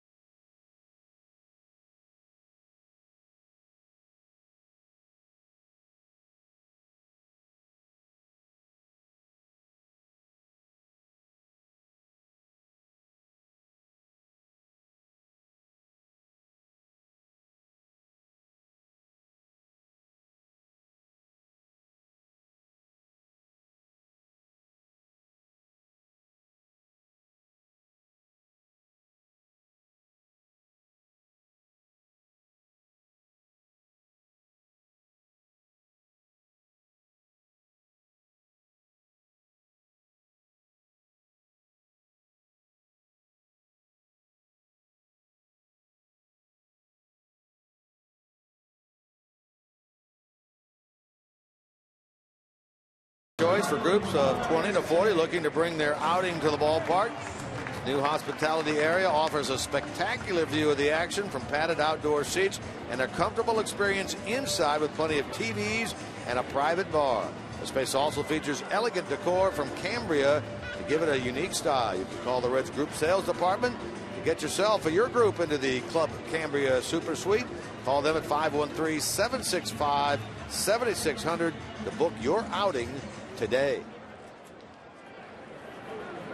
Those young men would love to have something to cheer about a little bit later on. Reds trailing 4-2. Pirates batting in the fifth. Marte gives it a ride, but Bruce in front of the warning track out in right makes the catch. So one pitch, one out here in the bottom of the fifth. Or first pitch Hackett. not even a fastball either. I mean, Leak made the adjustment there too. Came with the first pitch breaking ball that Marte offered him. Leak has walked one, he's fanned one, he's given up 6 hits, one at least in each inning. He's not had a 1-2-3 inning in the game, although he's had 2 3-batter innings thanks to a double play and his pickoff of Marte in the 3rd. The grand slam by Ike Davis right now, giving the Pirates the 4-2 advantage. Russell Martin, 2 ground outs, 0 for 2. Come on, Russ, come on. Martin has been a big player in the turnaround of this Pirate team the last year, hasn't he? Oh, huge. If you ask Neil Huntington, Clint Hurdle, who's the one guy that's on this club that's made the biggest impact, they would always say Russell Martin. He's the first guy that comes to mind. How he's controlled that staff. The big thing was controlling the running game. The last few years they had everyone would steal every night on them. They had one of the worst percentages of throwing base stealers out. Then Russell Martin comes in last year, has one of the best, controls the game, and he can swing the bat to boot. Cozart. Martin is 0 for 3 with 3 ground ball outs tonight. Well, he's become a leader on this ball club too, and when you have the leader on your club be your catcher, I mean, that's really added bonus right there. I mean, nobody does it better than Yadier Molina does in St. Louis. Yep. And Martin's that guy here in Pittsburgh. And I hope that probably Mesoraco grows into that role here as an everyday catcher with the Reds. He certainly has as much potential to be a leader on this ball club as anybody in that dugout. 2 out for Andrew McCutchen. This is a 4-game series, and what a pitching matchup we have tomorrow night with Johnny Cueto and how well he is throwing, particularly that last time out against the Pirates, and the former Red Edinson Volquez, who appears early on, Chris, to have turned things around with this Pirate team. Well, you know what he's doing? He's using his curveball a whole lot more than he ever has before. And his pitches are not, he used to throw wild pitches to the screen, a couple times every inning, it seemed like. But his wild pitches aren't as wild anymore. And guys are beginning to swing at pitches just a little bit off the plate. And I don't know, they've been preaching that to Edinson Volquez for years and years. And he finally, I think, gets it about attacking the strike zone. Ray Searage is gaining a bit of a reputation, albeit not nearly the number of years or the number of pitchers, but kind of gaining the reputation of a Dave Duncan sort of approach to guys. Well, they feel like, I think they feel like if Ray can get a hold of him, get him into a couple bullpen sessions to watch the video, get into the mental side of the game, that he can really help some people out, and he has. A little shift there. McCutchen goes to the left of Phillips and shoots it on into right. He's been on base 3 times. Well, he does a nice job there, not trying to do too much. He gets the ball out over the plate, but he's able to sit and stay with it and just shoot it over there and beat that shift. Leak, he wanted to bury that pitch down in the zone, left it up out over the plate. It's like he did last inning. 7 hits now for the Pirates. 2-out base runner for Pedro Alvarez. Tied for the league lead in home runs a year ago. Did Alvarez with 36. He's tied going into action tonight for the league lead in home runs with 6. In fact, that tie is a 6-way tie.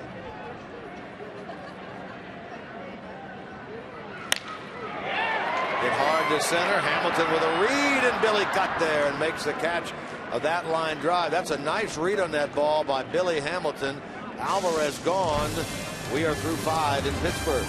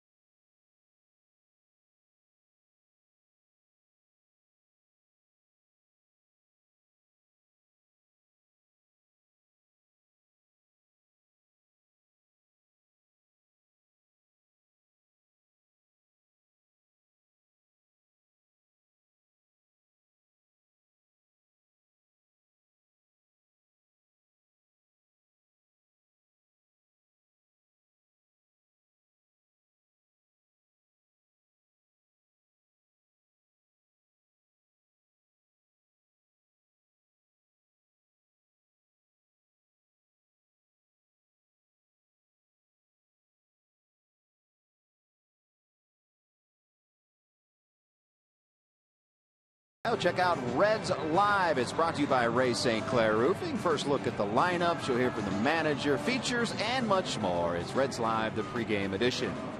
Jim Day back with you once again, just beside the Reds dugout. Let's give you what seems to be a daily update on Aroldis Chapman, because it is quite the fluid situation, and it continues to change. He threw a bullpen in Chicago yesterday, and he threw 45 pitches.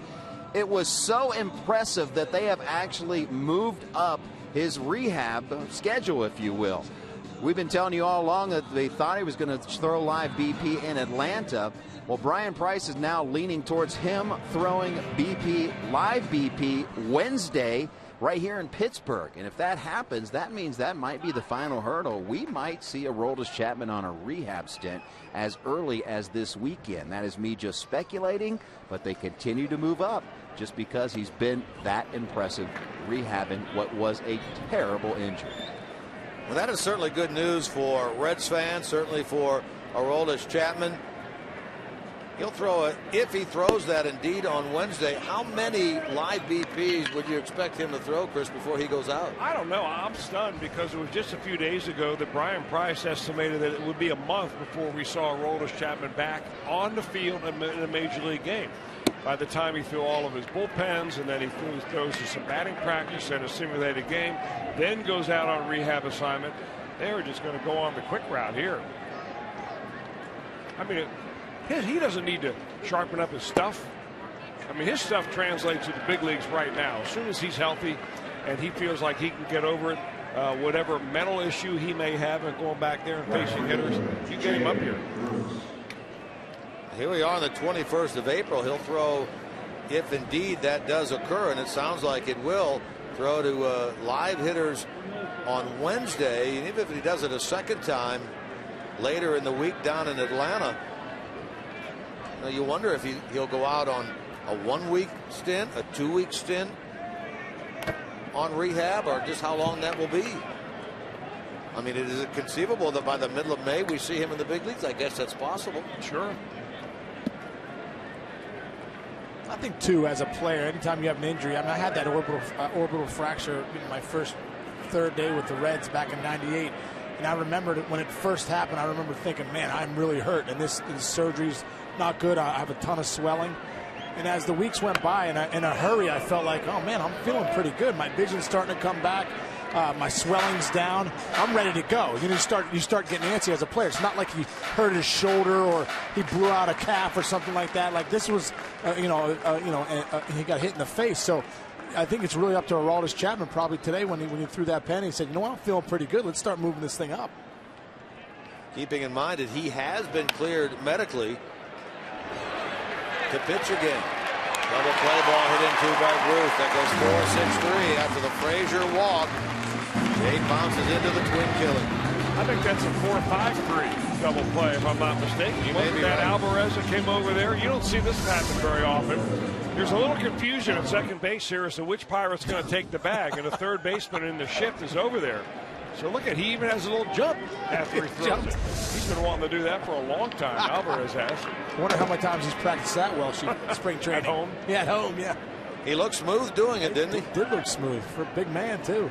He moves over to his normal third base spot. Yeah, the confusion came as to whether it was going to be Barmas, who was on the first base side of second, to get over there and take that, or Alvarez. And he said, no, I can handle this.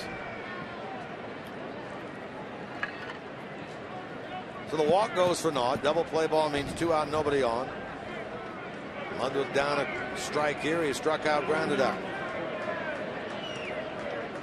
He's brought 3 hitting streaks of 5 games or more into this game. Billy Hamilton brings a 5-gamer in. He's 0 for 2. Ryan Ludwig a 5-gamer, 0 for 2. Devin Mesoraco a 9-gamer, and he's 2 for 2.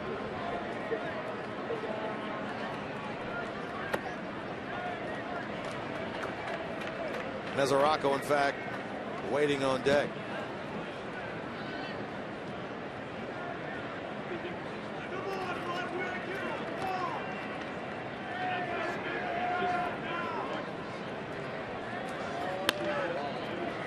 Couple of hops to the shortstop. Bobbled by Barmas, but he recovers in time. And out at first base, is Ryan Ludwig. So the Reds have had but 9 hitters over the last 3 innings. Trail by a pair in the middle of the 6th.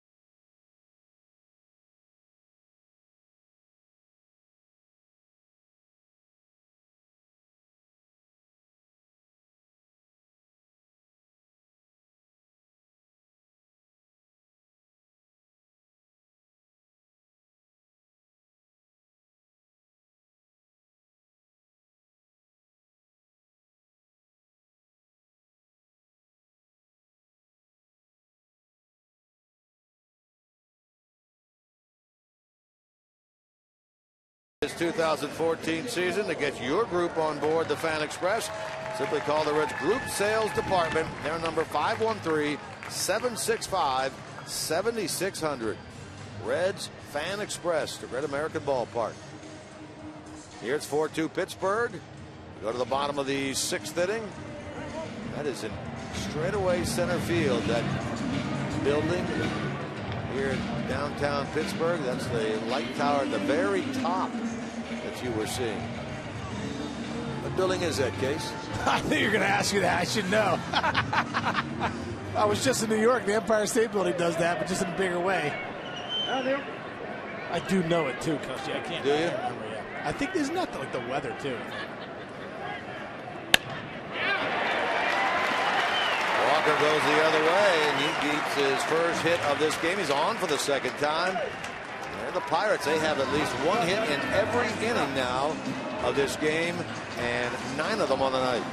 And another first pitch hack. I mean, these guys are just coming right out of the on-deck circle ready to swing the bat, and you can see the height of that pitch. We didn't see exactly where it was as far as in and out, but Walker, boy, he's a different player this year now that he's healthy. Had a bad back last year, missed some time during the middle of the season with a herniated disc in his back, and well, he's back to playing the way that they thought he could. When they always felt like he'd be a 20-plus home run guy, and he's one of the league leaders right now with 6 home runs already this season.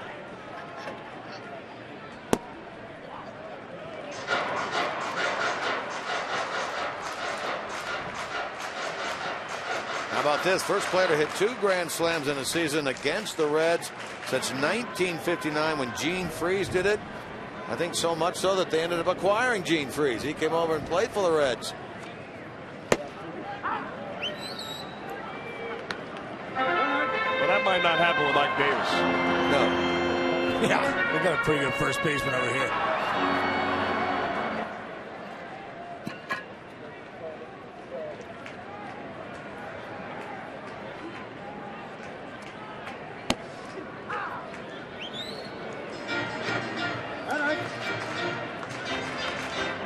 Another nugget on Ike Davis, 3rd player in Major League history to hit 2 grand slams in the season versus an opponent while playing for 2 different teams, Mike Piazza and Ray Boone.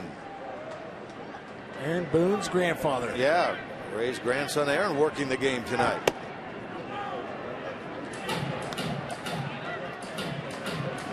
I mentioned Gene Freese did that in 1959. He later came over and played 3rd base for the Reds in 1961, helped them get to the World Series. Hit 26 home runs that year. That was a career high for him, 1961 as a Red. But prior to that, in 59 as a Philly, he hit 2 grand slams against Cincinnati. Ike Davis this time, he goes from feast to famine. He takes a call, 3rd strike. He paints the corner right here. Yeah, I mean, he's living on the outside corner, being more aggressive. You see where the grouping of all the pitches are in this particular at bat. That's, I think, where he probably wanted that last pitch when he was up the last time that Davis hit the granny on. Yeah, he wasn't looking to put that one middle in on a tee for Ike Davis. So. He'd like to have that pitch back.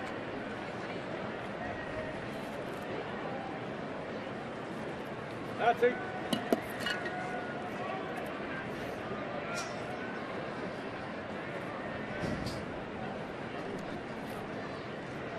Here now is Tabata, 1 on, 1 out.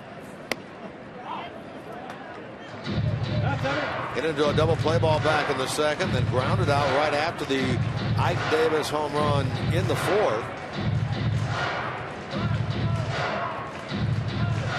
Pirates about hit the Reds 8-4, outscored them 4-2. First game of a 4-game series.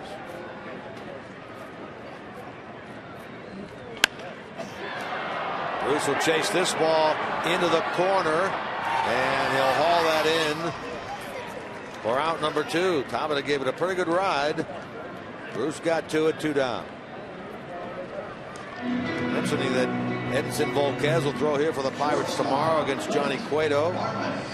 Wednesday night, Alfredo Simon against Charlie Morton.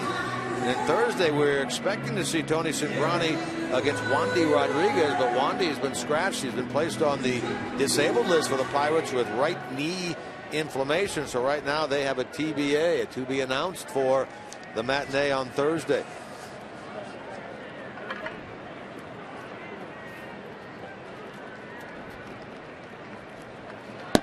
They brought up a reliever, Jared Hughes. We've seen him before. He was down at AAA Indianapolis, and you wonder, I don't know what day he is on, but they have a guy who had a very good first half last year down at Indy, and Jeff Locke. I mean, you go back last year and look at Locke. I mean, he was an all-star that first half. You know, went to the all-star game, really lost it in the second half. Couldn't really find the strikes at times, a lot of walks. And, you know, he's down there right now trying to get it together. But I think he'd probably be the guy they would call up.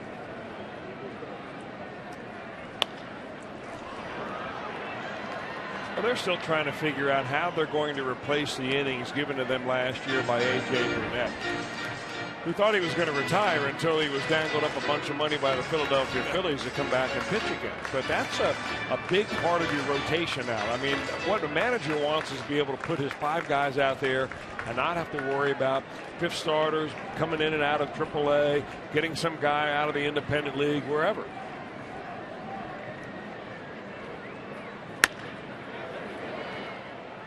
There's the force at second that ends the inning as Walker is forced at second. And the inning comes to an end. The Pirates have stranded 4. We're through 6. The Bucks lead by a pair.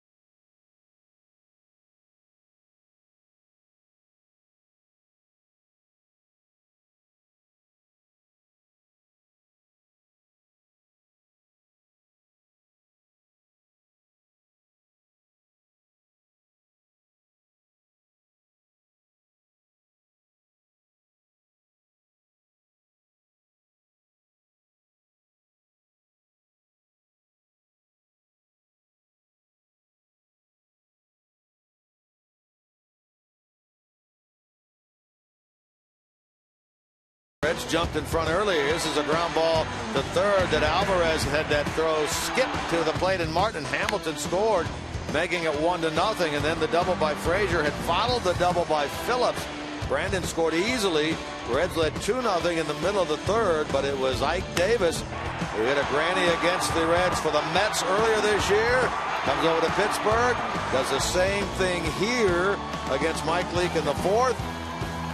Pirates lead 4-2 now as we head to the seventh. That's tonight's Honda game summary.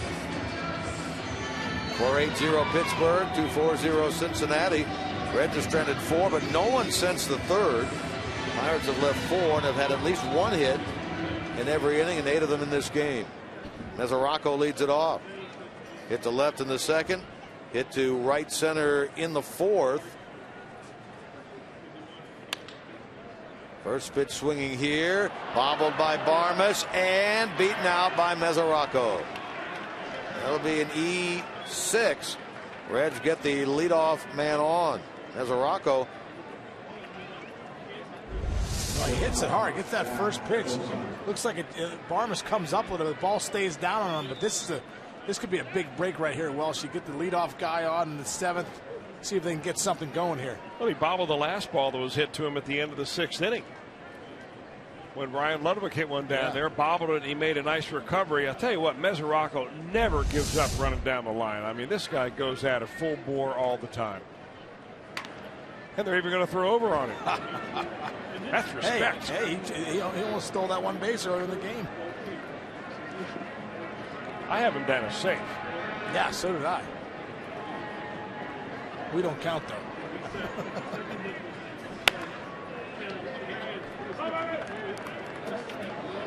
Well, see, remember the one time you bet me a pizza on stolen bases back in the day? Yes. You and George Graham bet me the large pizza. Yeah.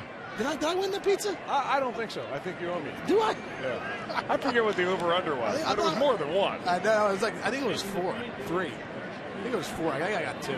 Depends on where that pizza's coming from. If you're in Chicago, right. You got the deep dishes. I mean, with interest, it's probably a pizza and a bucket of those wings. All right, I'll give you a bucket of 50 wings and a pizza. That was like a bet from 9 years ago. It's a low inflationary rate. All right, 2 large. There you go. Interesting here now with Cozart at the plate, pitcher spot on deck. Leake, he's only thrown 75 pitches in this game, and there is 0 action out in the Reds pen, despite the fact we're in the 7th. You know, this at bat with Zach Cozart really shows you the challenge that the Reds hitters have against Liriano. He throws 2 sliders inside. Zach gets pretty good swings on him, but he fouls them off. I mean, there's no way you can keep it fair. And then he runs that fastball away on him, and he barely gets the end of the bat on it. You know, that's the thing we were talking about earlier, how he controls the plate against lefties with the 2-seamer in and the slider away. Does the same thing with righties, with that slider in and the 2-seamer away to righties. I mean, he really does a great job against them, too, controlling both sides of the plate, as you see Zach Cozart up here really battling.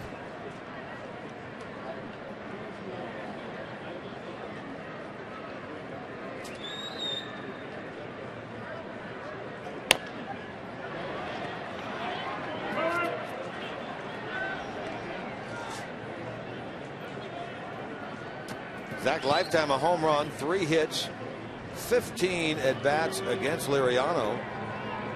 I mean, they must really feel that he's going to eventually get or try to get Zach Cozart out with a slider, with where Pedro Alvarez is playing him at third base. I mean, he's hugging the line like he's trying to prevent a double.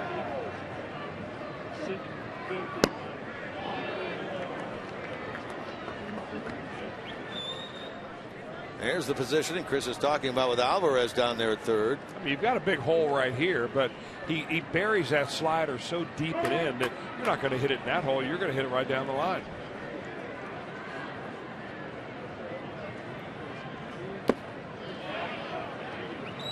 Two and two. Nice block by Russell Martin. Again, Leake waits on deck. Reds bullpen quiet. 7th inning. Reds down 4-2 after owning an early 2-0 lead.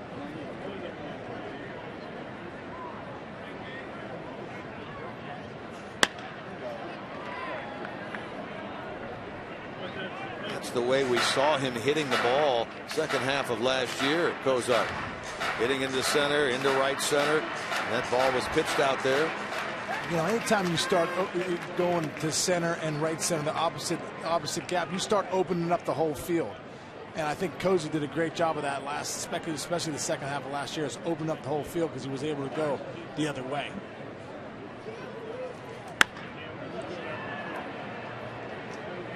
Handled out there by Tabata. First out of the inning. As you continue to tweet your photos using the hashtag #OhioFanPhoto, here is tonight's fan photo of the game, brought to you by AT&T. I imagine you have a blanket like that for...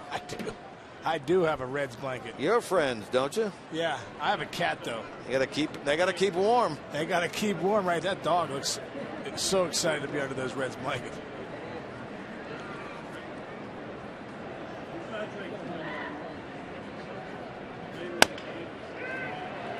This is going to be trouble. This ball is going to drop for a base hit. Mesoraco, this is going to be close over at third. Here's the throw. Not in time. Leak gets himself a hit. And Mesoraco with some heads up, maybe risky base running there, but he hustled and got over to third base. Oh, heads up play right there by Mesoraco, no doubt about it, especially with one out. That ball drops in, ends up getting by Tabata. But a great job by Mesoraco not giving up on the play. He looks back. He sees what's going on. He sees this ball bounce right here. Well, as soon as he sees Tabata slide and the ball go by, he does a great job at getting to third base, especially with one out. Remember, he had slid into second right here. Watch this. No, he did not. I thought he did, but he did stop. Yeah. That's a good play because he's going to force the fielder to throw, turn around, throw with his momentum going away from third base. And it was really hard for Neil Walker to get really anything on that ball. Billy Hamilton now with an opportunity. Tying runs on. He represents the go-ahead run with one out in the seventh. Reds down 4-2. One thing I'd like to see Billy Hamilton do a little bit less of, which is hacking at the first pitch, especially a ball that's down below the knees like that. I mean, his danger is the more pitches he sees, that makes the pitcher nervous a little bit.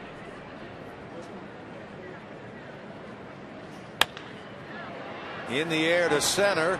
This will get a run home as McCutchen retreats, makes the catch, and there's the tag by Mesoraco.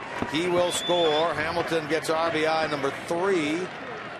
Reds crawl back within a run at 4-3 here in the top of the 7th. Great at bat right there by Billy Hamilton, though, getting a pitch and just doing his job. You know, listen, you really want him to hit the ball on the ground. You want him to do those things, but in a situation like this where you got first and third, gotta cash in that run somehow. Billy Hamilton does a great job of getting that fly ball to center field, and with Mesoraco's heads-up base running, they score that run. Well, it was the 7th inning last Wednesday at Great American Ballpark when Votto faced Liriano and hit the 2-run homer with a runner at first. In that game, it was Hamilton. In this game, it is Mike Leake. Joey could do it here. The Reds would regain the lead. They trail now 4-3. 4 home runs, 9 RBIs for Votto. 0 for 3 tonight. Walker. And the inning is over, but the Reds get a run, an unearned run. But as we stretch here in Pittsburgh, it's the Pirates 4, Reds 3.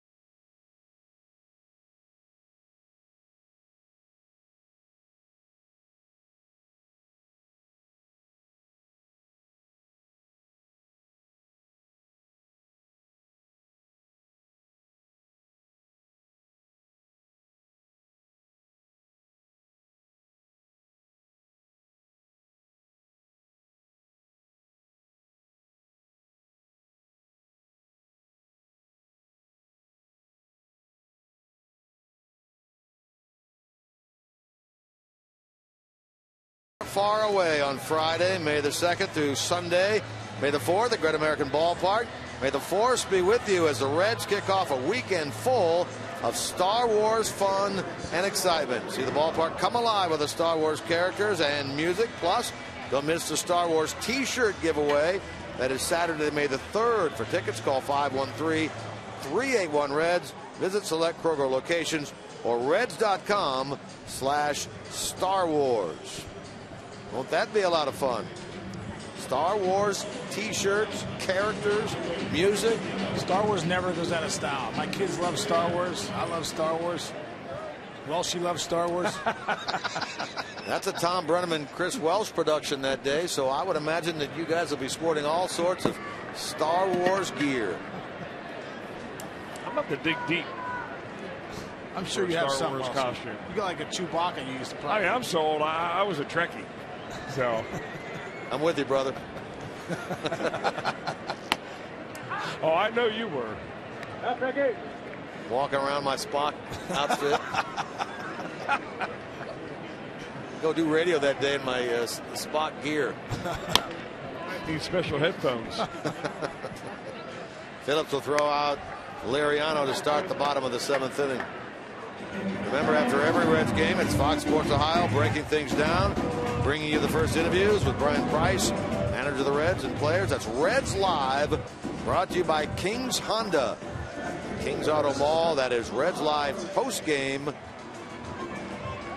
starting from the studio in downtown Cincinnati. Jeff Pecoro handling the duties there. 1 pitch, 1 out, bottom of the 7th. Marte in this game is fouled out, singled, and then it appeared as if he wasn't really paying attention over at first base, was picked off back in the 3rd, flied out in the 5th. He actually reminds me, of that particular play when Marte got picked off is what I write down on my scorecard sometimes. I write down WW. Wasn't watching.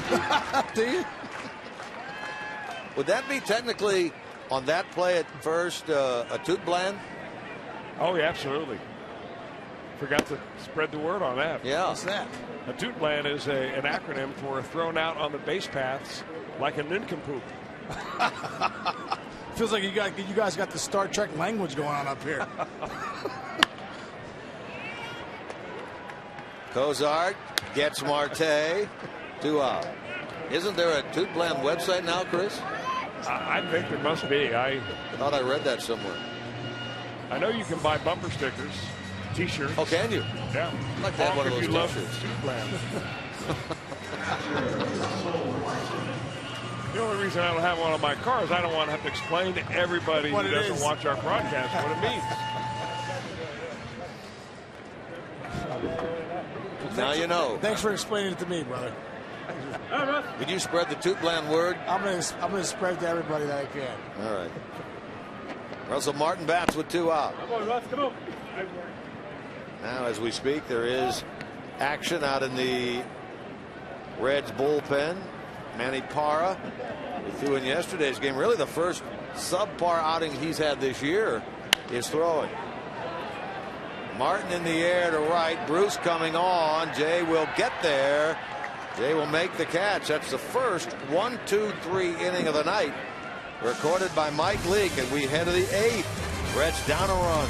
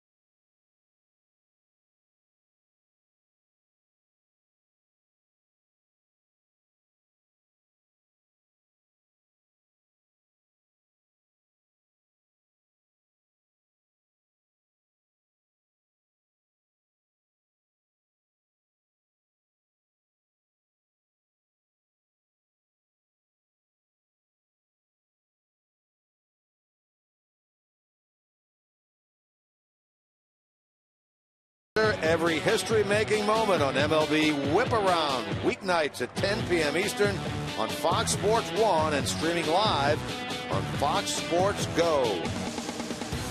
MLB Whip Around. A little later on tonight, 8th inning now, 4-3 Pittsburgh.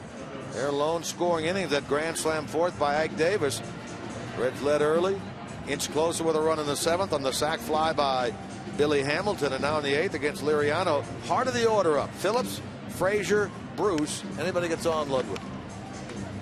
Well, this is where they got to strike. You know, I think it looks like they're trying to attack that first pitch.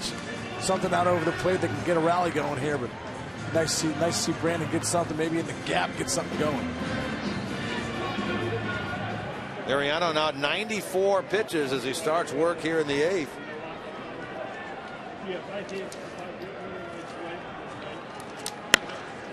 That's a good way to get it going. A base hit into right for Brandon Phillips. He's 2 for 4 tonight. He had been 1 for his last 16 coming into this game, so good to get him going, it looks like. Well, there's that first pitch hacking Welsh. This ball's out over the plate. Fastball. BP does a great job of not trying to hook this ball. It stays right through it. Hits a missile to right field. Yeah, that's normally what we see him do with 2 strikes. It seems like his first swing is usually where he's trying to hit one out of the ballpark, and then from there on he gets smaller and smaller with his approach. But that was a great swing.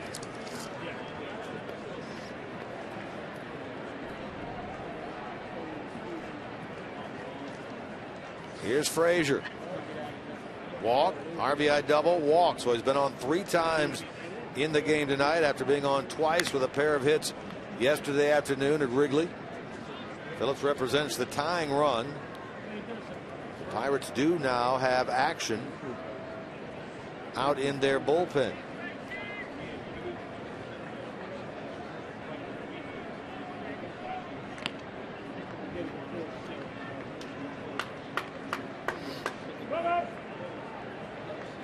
They have 2 lefties in their pen, Tony Watson and Justin Wilson.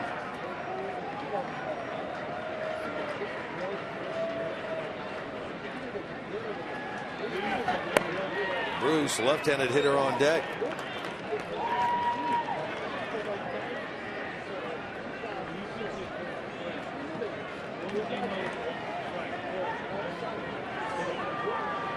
The way that Liriano has handled Bruce, not only in this game but throughout his career, hard pressed to believe that they would want to bring in another left-hander to face Jay. Jay would almost welcome that, I would bet. Yeah, I think you know, if Jay Bruce sees another pitcher come in besides Liriano, he's going to be excited. I'd be shocked if they don't let Liriano pitch to Jay Bruce. 97 right now, the pitch count for Liriano. Frazier's had back-to-back swings on that all-speed stuff. That's 3 changeups in a row right there, Welsh. Well, you know, he doesn't want to throw him his fastball. Frazier's laughing because he's thinking, you know what, every once in a while, Liriano tries to sneak a fastball by him, but he probably thought that was one coming up there before the bottom dropped out. Leadoff base hit by Phillips. He's perched at first. Represents the tying run in this 4-3 game.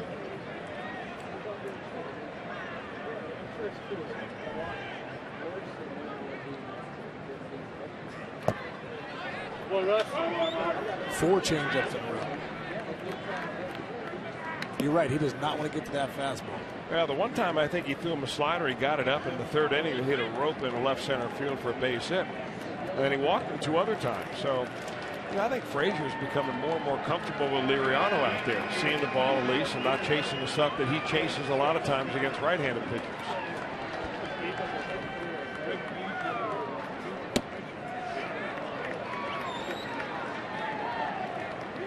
3-2 now to Frazier.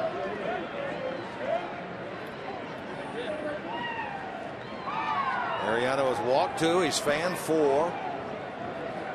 That last pitch is 100th of the night. Yeah, he's right at his edge. I mean, the most he has thrown this year is 105. They usually get him out of there right around the 100 mark. But then you have a guy in the on-deck circle that he really owns. Yeah. So you're Clint Hurley, you're wondering, there's one lefty like another lefty. Toward the middle, it's going to sneak through. That's a hit. Phillips will turn the corner, and he will get to third without a throw from McCutchen. Nice piece of hitting there by Todd Frazier. First and third, nobody out here in the Reds' eighth. Great at bat right there by Frazier Welsh. I mean, waited him out, tried to get the pitch up, getting something that he could handle. He finally gets this pitch right here. That's as up as a pitch that he saw all at bat. Just squeaks it through. But watch Brandon Phillips right here. Does a great job. Runs right in McCutchen's face. He's coming up on the ball. The ball starts dying right here. Brandon Phillips turns on the Jets right there. Now we got first and third, no outs. You know, the Reds have talked about running more this year, and it's not only from stealing bases. It's running from first to third, just like Phillips did right there. That's a great effort by Phillips. Out of the dugout. There's the manager of the Pirates, Clint Hurdle. So they will indeed take the baseball from Liriano. They've had action in the bullpen, and Francisco Liriano leaves with the lead here in the eighth, although the Reds are threatening.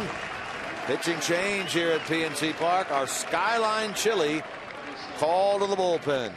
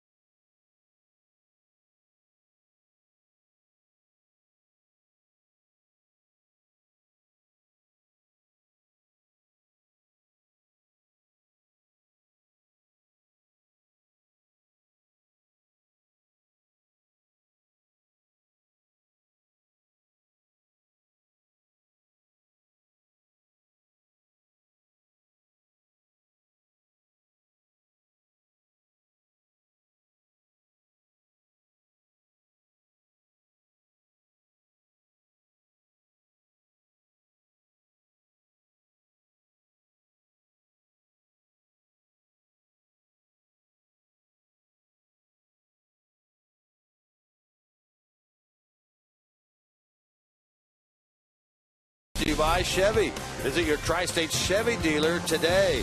And by Cincinnati Children's Hospital, ranked #1 in the U.S. in pediatric cancer care, according to U.S. News and World Report's best children's hospitals. Things getting interesting here in the eighth inning at PNC Park. Francisco Liriano leaves. 7 innings plus 2 batters here in the eighth. 7 hits allowed. 2 walks, 4 Ks. He gives way to a lefty, Justin Wilson, to face Jay Bruce. Young guy, 23-year-old left-hander. He has only been scored upon once in the 7 games he's pitched, and that time that he was scored upon was against the Reds. You know, you look at Justin Wilson. I mean, he's held right-handers this year to a 200 average. Lefties are hitting 417 off him, 5 for 12. So this is a guy, situation lefty, that comes in to get lefties out, and really hasn't done that great this year against them. Well, you know, he's not a slop lefty. I mean, his first pitch at 94, so he's one of those guys that probably goes with the fastball. Most left-handed hitters would probably like to hit the fastball than that big breaking ball from somebody else. Quickly gets ahead of Bruce, 0-2. Jay in this game 0 for 3, extended his hitless career mark against Liriano to 0 for 14. Meanwhile, against this left-hander Wilson, he also doesn't have a hit. He's 0 for 4 lifetime.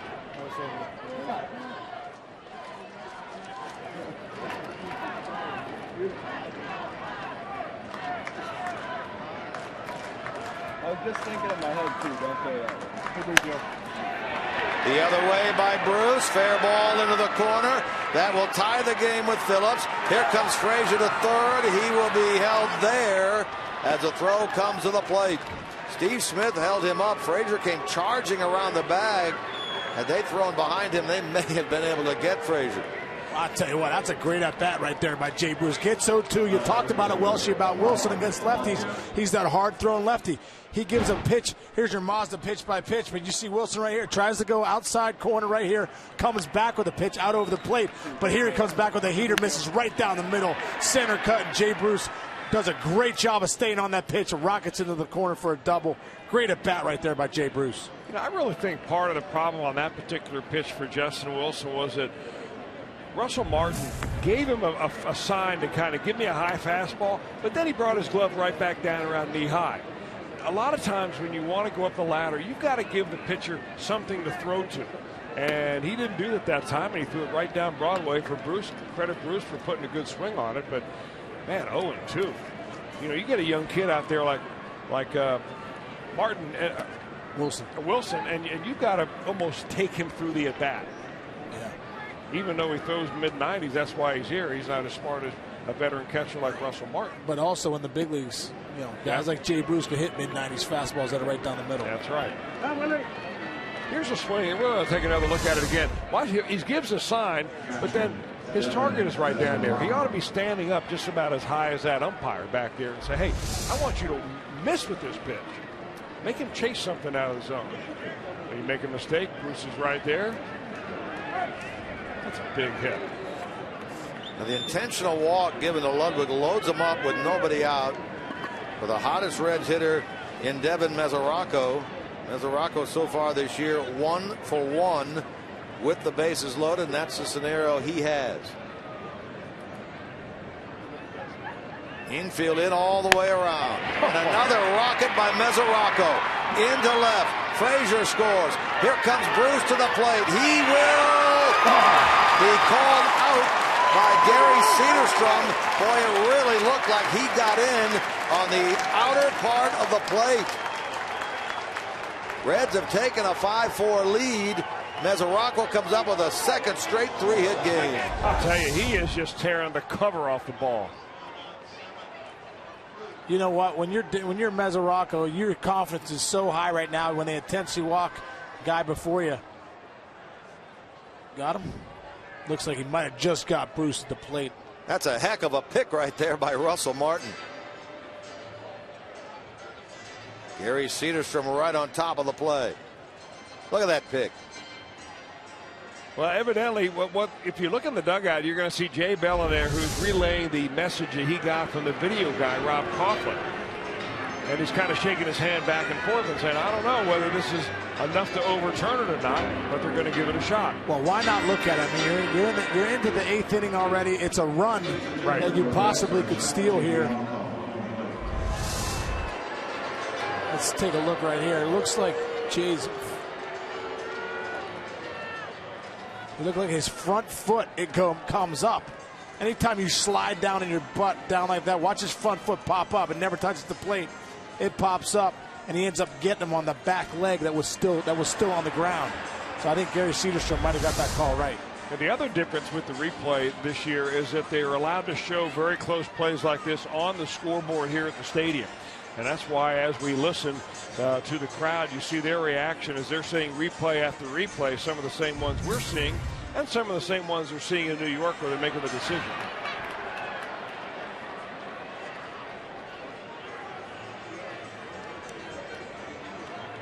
You know, getting back to Devin Mesoraco, how hot he is right now. I mean, that situation, nothing better for him than having the bases loaded, knowing that Wilson's got nowhere to put him, how hot he is, how slow the game is for him right now, and he got a fastball right there. He was first pitch swinging all the way. Well, he knew he was going to get a fastball, but how about having to be Clint Hurdle and have to walk Ludwig and bring up the hottest guy in baseball to the plate? Yeah, it looks like he got him. See, that front leg is up, back leg is still down, not at the plate. Looks like they got it right. But the point you guys made earlier is a very valid one, and is that, hey, this is a run. Why not challenge it? You're in the 8th inning. If they happen to see something that we're not seeing, Reds get a run out of it. That's exactly right, Kelchi. You're in the 8th inning. You've got a challenge here. You're talking about a run. This isn't a play at first base with one out.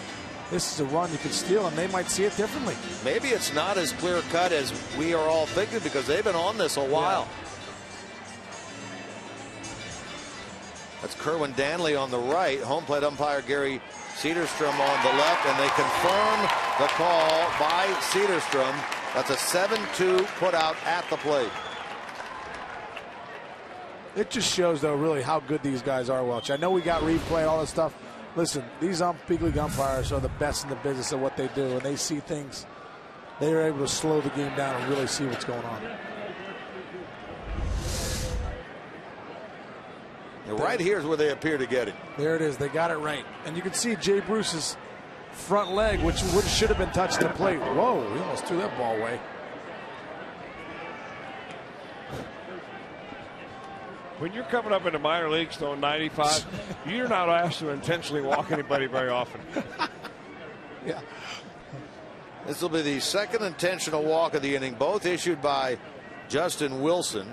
It will reload the bases with one out. I think they're pitching to him now. Oh, wow. The first one was an intentional ball outside. That one, Martin went back behind the plate. Leake is on deck. Well, maybe it's just one of those intentional walks where they're going to ask him to pitch around him a little bit.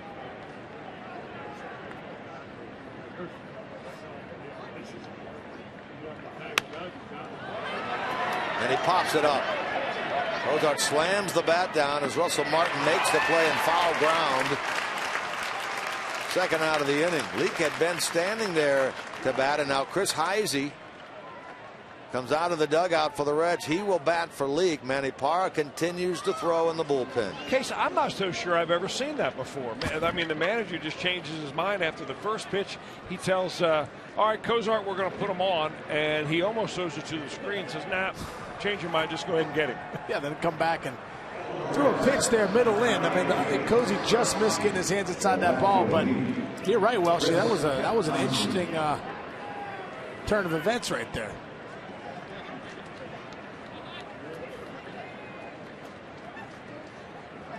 So Heisey will bat for Leake.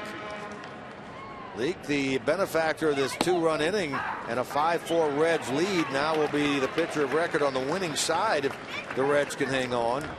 Heisey at 294 with a homer and 5 driven in. That was a pinch hit grand slam. He's 3 for 8 as a pinch hitter. Reds hang on to get the win. Leake would improve to 3-1. And Martin's really having to work hard back there. Oh, he is.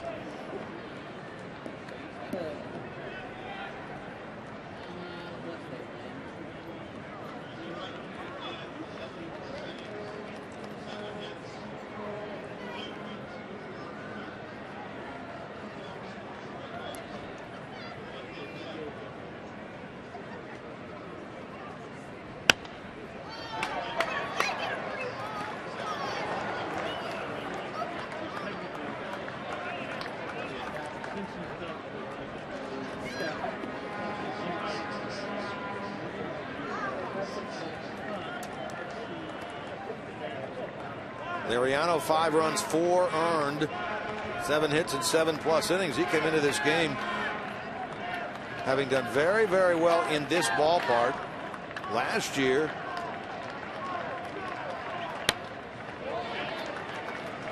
He did an exceptional job here. Kid's got a little hop on that fastball now.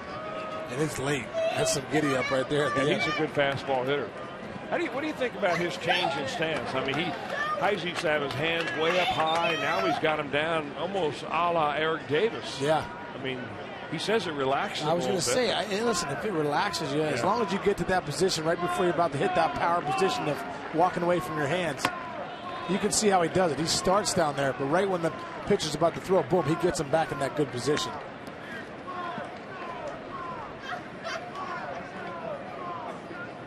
Hitting is such a feel, especially your stance. Your stance sets you up for the whole at bat. If you can get in that relaxed state, it allows your vision to see the ball well.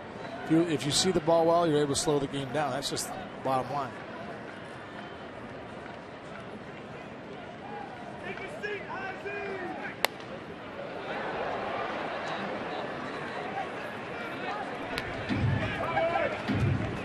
We talked earlier about Mesoraco being from Puxatawny, Pennsylvania, about an hour and a half or so from here. Heisey is from Lancaster, Pennsylvania, which is a little bit further, over 200 miles. More towards Philly. Heise hit his first ever big league home run in this ballpark against Jeff Karstens back in May of 2010. Doesn't really need a home run here. He'd love a little base hit that would score a pair. The Reds have Ludwig at third, Mesoraco out at second. Devin came up with the big hit to give the Reds the 5-4 lead after Bruce came up with the RBI double against the lefty Wilson to tie this score. Heisey's spoiling a lot of these curveballs. Well, he's trying to get back to that fastball. He wants that fastball one more time. I think he's going to get it.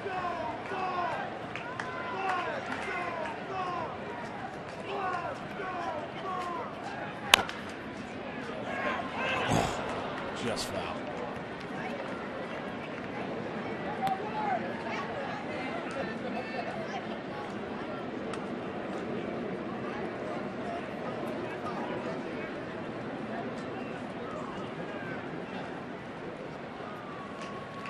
Reds led 1-0 after 1, 2-0 after 3. Yak Davis grand slam in the fourth made it 4-2 Pirates. Sac fly by Hamilton in the seventh made it 4-3. Then 2 here in the eighth have given the Reds a 5-4 lead. The crowd wanted that call, but it appeared to be up and in. Looked like it was up and in. Heise does great. This is a great at bat right here for Heise. Spoiled a bunch of pitches, seen a lot of pitches. This looks like a slider that was up and in. 9 pitches now in the at bat.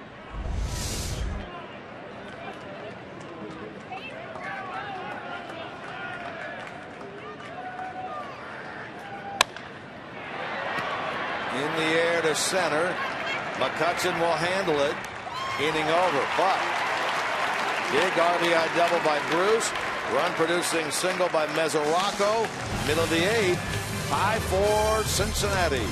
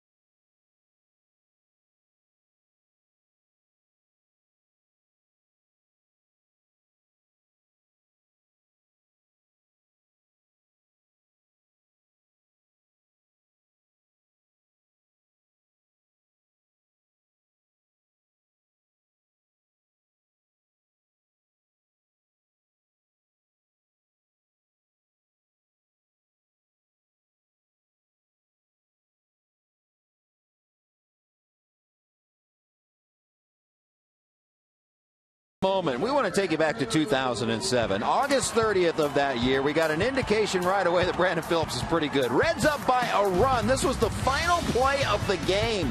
Josh Phelps with the single, or excuse me, Nate McLeod with the single. Josh Phelps thrown out at the plate. Javier Valentin makes the tag, ended the game, and that was early in Brandon Phillips' Reds career, and we knew they had a special one. The Gold Glover showing off the arm right there. What a moment that was, boys.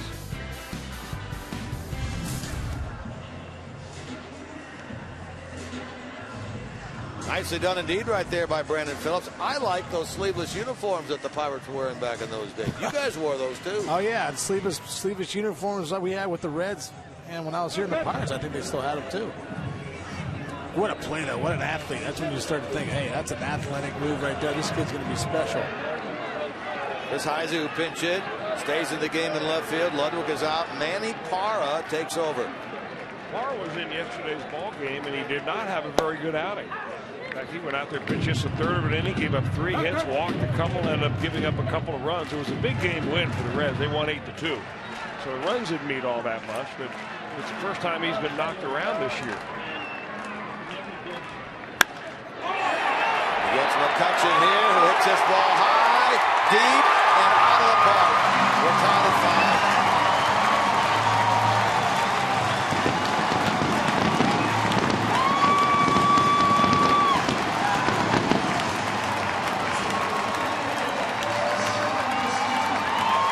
Now you talked about it, Wesley. That pitch was right out over the plate in a spot McCutchen was able to just really stay through it and drive it. And this pitch.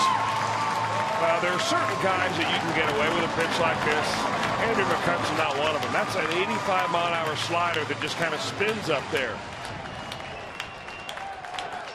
Second career home run by McCutchen against Parra. He's now 7 for 15 against the lefty.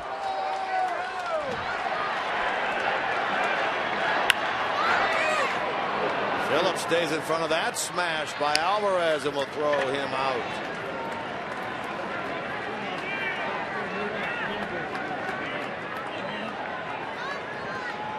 So blown save on the Pirates side, charged to Justin Wilson, and now a blown save on the Red side here in the bottom of the 8th against the name of Manny Parra, and we are 5-5, bottom of the 8th inning. So Mike Leake will not get the win. 4 runs.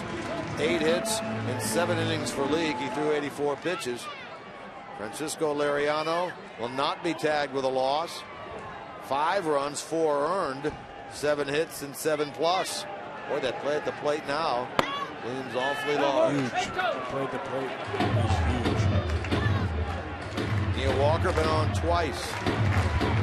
And also Cozart. That Cozart at bat looms huge too. Yeah. 5-4 ball game. Thought he was going to be intense. He walks. Next thing you know, it's 2-0. Fastball in, he pops him up.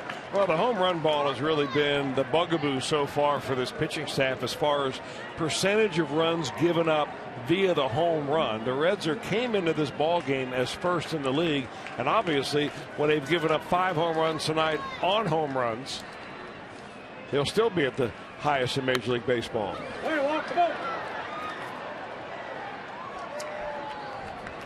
Doesn't mean they've given up the most home runs, just the percentage of runs given via the home run. Meaning they're giving them up with runners on base. Right.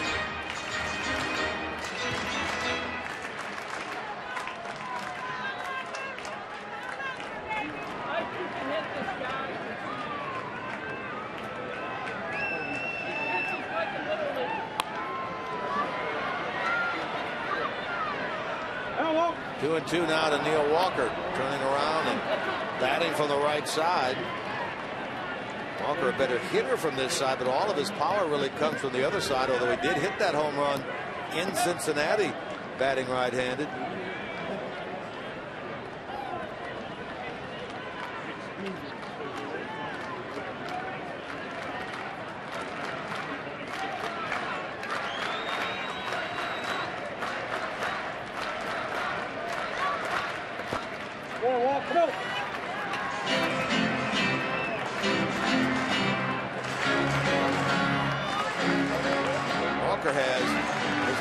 On deck. Walker has 60 career home runs, 55 batting left-handed, 5 batting right-handed. It's tough enough to hit one way, Coach, let alone to have power from both sides of the plate. But it is amazing how he's just way more powerful left-handed. That's 3 batters faced by Parra in this game, and all have made solid contact, and the Pirates now the go-ahead run on. Take a look at tonight's Nissan drive of the game. It's off the bat of the man coming to the plate now, Ike Davis. It came back in the 4th inning against Mike Leake. Erased a 2-0 Reds lead. Gave Davis his 2nd home run of the year. Both grand slams, both against the Reds. That Pirate lead eventually disappeared, but now we're 5-5, and Davis has still another opportunity to put his team in front. Just a meeting at the mound right there with Mesoraco and Parra. Mesoraco has to pump him up. Parra right now, his confidence is not going too good. Getting knocked around big time yesterday in the third of an inning. Getting already given up the tie-breaking or the tying home run here. This is where you need your catcher to come out there and really kind of give you a boost of confidence and try to put out of your mind everything that's gone on tonight, which is bad, and yesterday, which was bad. So easy to dwell on the negative.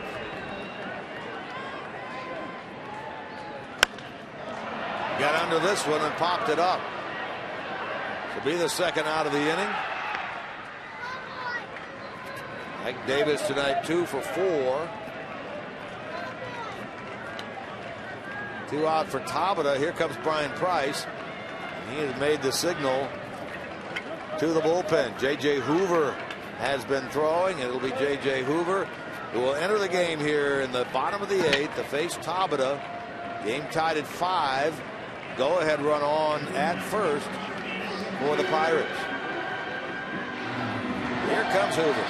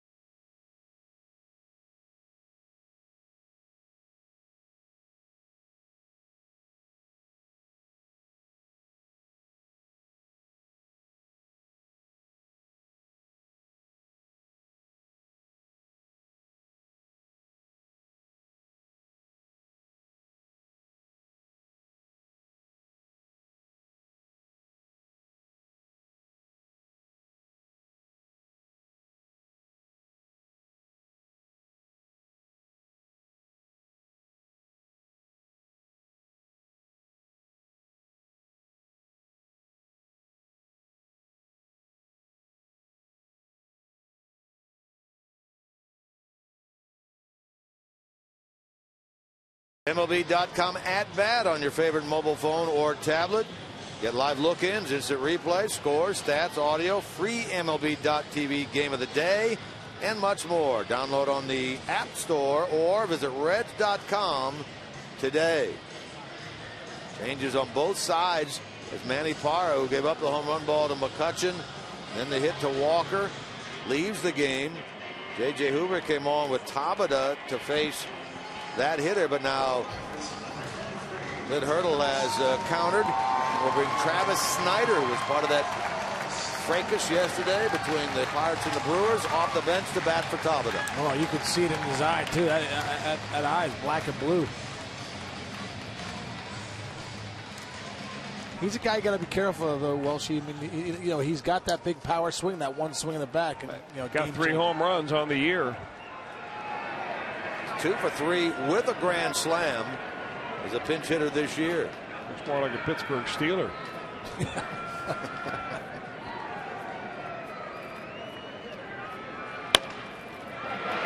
it by the third baseman Frazier. 3 for 4 as a pinch hitter this year now for Travis Snyder. The Pirates have the go-ahead run and scoring position with 2 out. You know, Case, to be a good pinch hitter, you got to be a good fastball hitter. Yeah, and you got to be ready to go. You know, if you're coming off the bench cold, you got to be ready to know they're going to give you a first pitch fastball more times than not. You got to be ready to hit it. Schneider was.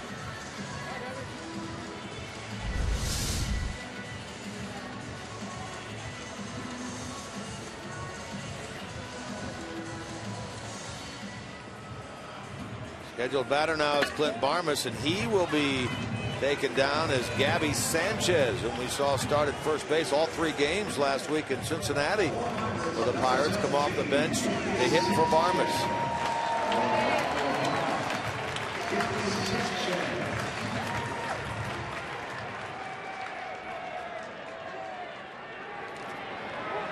Sanchez on the year at 212 with 3 home runs. 2 for 6 off the bench this year. A.J. Hoover, still another Pennsylvania product from right here in Pittsburgh. Born in Pittsburgh, went to high school at Forward High School in Elizabeth. College down in Decatur, Alabama. A good Pennsylvania contingent to this Reds team. A ton of them. Okay.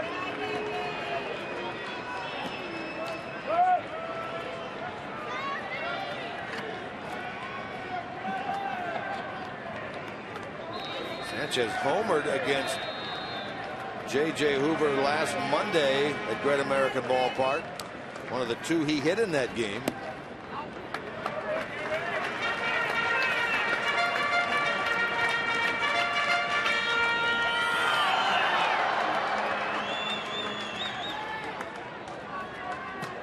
That was a good spot for that fastball. He's probably going to come back with his bread and butter pitch, was that curveball.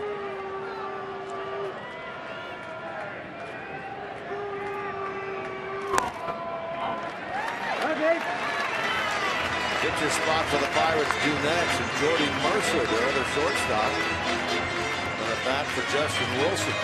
What's Sanchez thinking here, 3-1? He's looking for something he can drive right here with a fastball. He wants a keyhole at the 1 pitch, 1 spot, something probably middle in he can hook.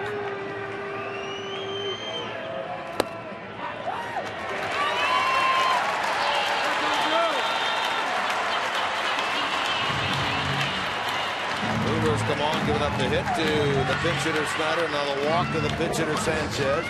Jim Pico will jog to the mound, the pitching coach of the Reds. Jordy Mercer announces the pinch hitter for Justin Wilson. Despite giving up the double to Bruce and the hit to Mesoraco, the Pirates can come up with something here. He finds himself in a position to swoop in and get a win. Pirates have action in the pen.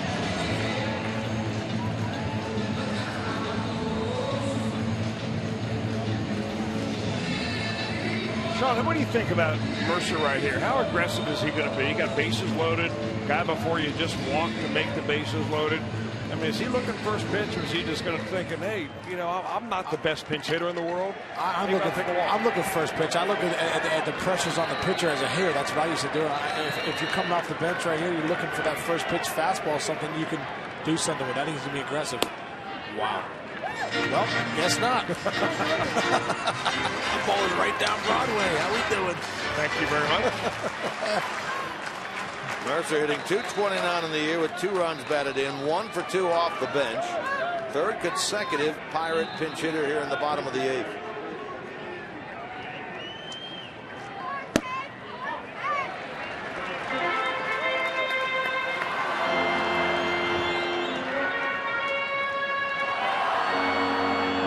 Minus the backup catcher Chris Stewart, that leaves Clint Hurdle now with just 1 other bench player. That's Josh Harrison, the Cincinnati native.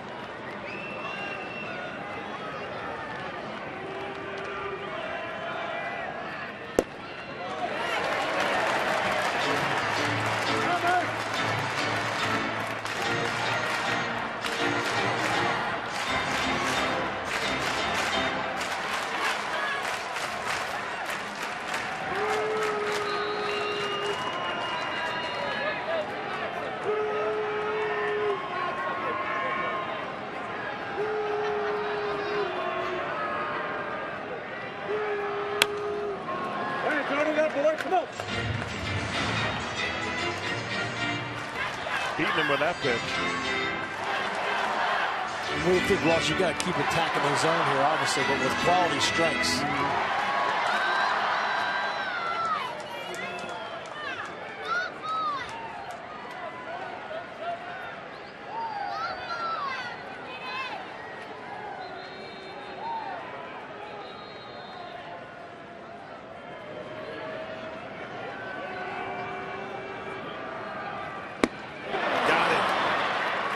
Hoover gets the pinch hitter Mercer.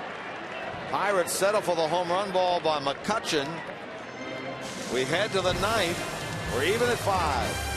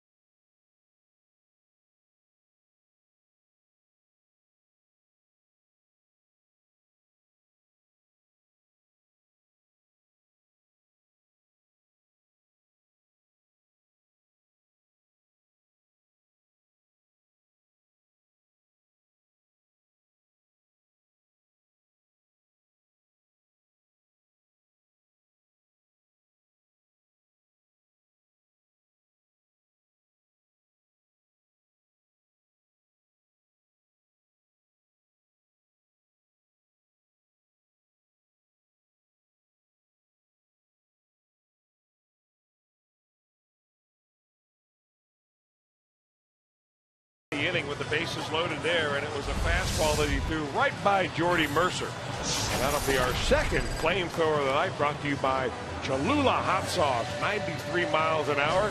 That is heating it up. Yeah, it does a great job right there, Welsh, climbing the ladder, making him chase.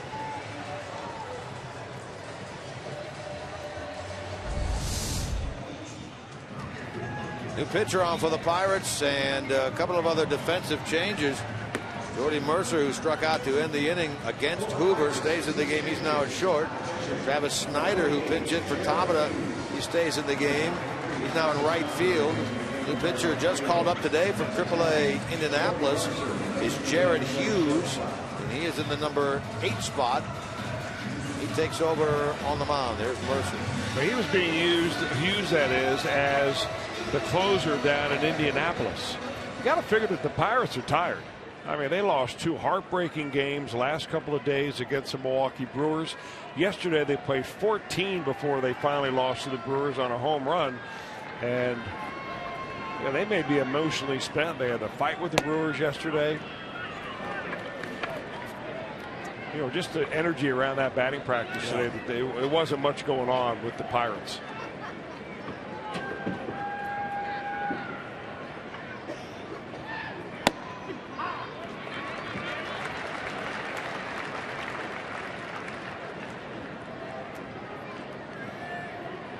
Hamilton in this game is 0 for 2 with a run scored and a sacrifice fly. Slaps this one right at Walker. First out of the 9th inning. Jared Hughes, 28 years old, from Stamford, Connecticut. Made his big league debut a couple of years ago, back in 2011. Last year, 29 games with the Pirates. Chris mentioned he was closing down at Indianapolis. 5 games, 3 saves, 6 innings worth of scoreless baseball for the Indianapolis club earlier this year. Now, if he looks like a big dude on your big TV, that's because he is. That's a big man. I mean, 6'7", about 250.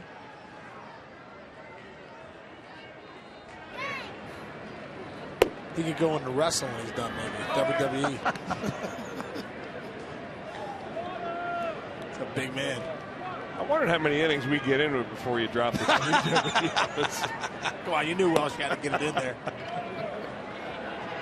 You and Jim Day were reliving wrestling quotes earlier. Dusty Rhodes. Back and forth. The American Dream. Were going. Son of a plumber. I love when Jim Day gets going on his WWE rants or NWA or whatever it was. I like when you and he do it together. It is. It's good fun. Comedy act. I noticed your score sheet tonight, Sean. You gave up after the top of the second. The second. Yeah. Well, I just keep looking at yours. Yeah. As if you can read it. Yeah, it's like you're cheating off a test in college or something. You know? I thought I was the only one to do that. Toward Mercer, the new shortstop. Votto is thrown out. That'll be Brandon Phillips. Jonathan Broxton ready to go in the Reds bullpen.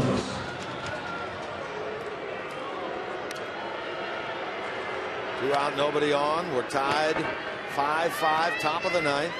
Reds get two in the eighth inning and lost a man at the plate when Jay Bruce was tagged out on the throw from Starling Marte in left field. And then the Pirates get the home run in the bottom of the eighth by McCutchen against Manny Parra. Even this thing at 5.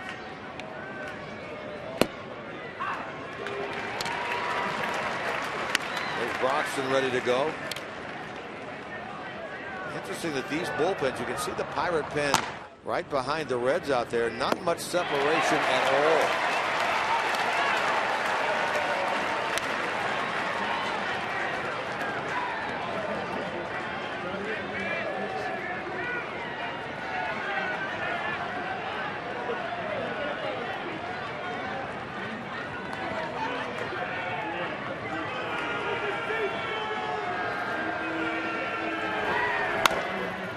In the hole and into left. The base hit for Phillips. His third of the night. Nice to see him get going after a subpar series in Chicago in which he went 1 for 12. It's a go-ahead run on. He's starting to feel this ball is down in the zone. He does a great job of chopping it into the ground, getting the bat head on it and hitting it hard enough just to get it through there. Well, the ball that he hit for a double in this third inning was a ball. Remember how low it was, low and in. Hughes will run that ball down and in. I mean, his sinker is his calling card. Frazier with a big hit in the eighth. He turned out to be the last batter to face Francisco Liriano. So in this game, he's 2 for 2 with a pair of walks. Frazier was another one. He had been 1 for his last 17 before he had that base hit yesterday in the fourth inning against Carlos Villanueva. Went on to have another hit, an RBI double in yesterday's game, and now 2 more today. That's one of those ones that that ball just kept running in on him, and your eyes start to tell you yes, yes, yes, no, and that's when you get that awkward swing right there. Seeing left-hander for 4 at bats, and then seeing this big 6'7" righty.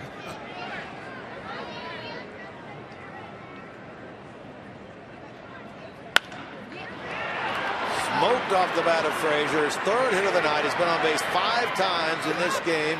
There's Phillips again. Head up, reading that play on his own, hustling over to third. First and third with 2 out. A little 2-out rally by the Redlegs. Well, there's that first pitch he awkwardly swung. He gets his fastball again out over the plate. Does a great job of just staying up the middle with it, not trying to do too much. But Brandon Phillips once again runs right in McCutchen's face. Now we got a first and third situation. Pirate bullpen is quiet. A little meeting on the mound here.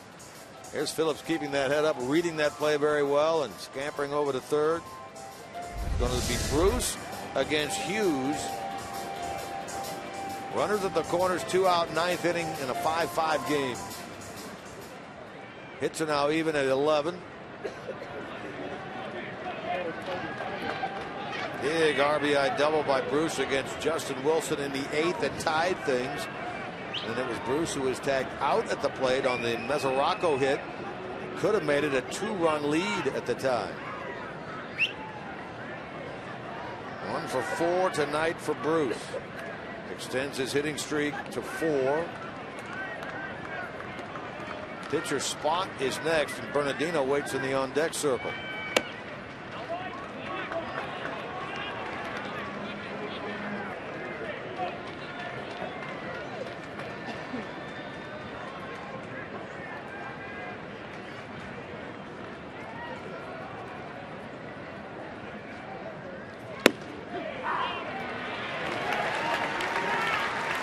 There's a pitch right there. You get that pitch middle, and that's something maybe you're looking for. Pull the trigger on, but times when you have a guy that's 6'7" on the mound, the ball gets on you quicker than you think. Sometimes you just can't pull the trigger.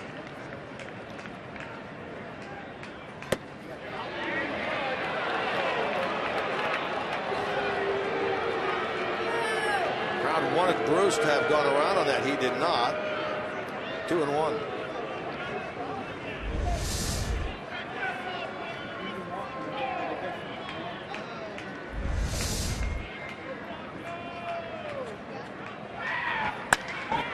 Hard in the center. McCutchen is there.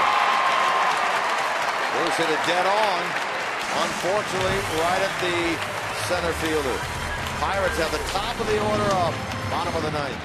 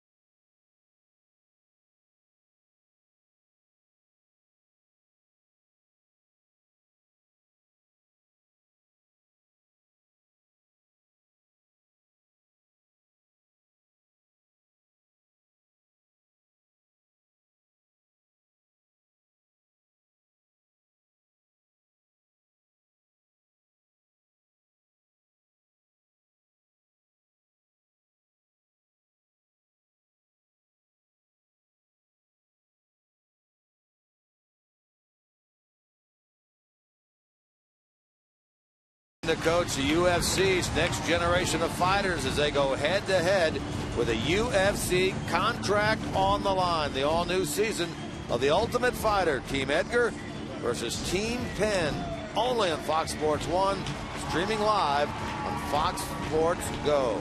Case, I imagine you're a big UFC man, aren't you? I love UFC too. Except I would never want to get in the octagon with anybody. If they said go, I just run out of the cage and start running home. Problem is there's no exit. I know. There's your problem. I climb the cage. I do whatever I have to do down there. there. J.J. Hoover stays in the game. He gets the top of the Pirate order. Marte, Martin, McCutchen. 5-5, bottom of the ninth.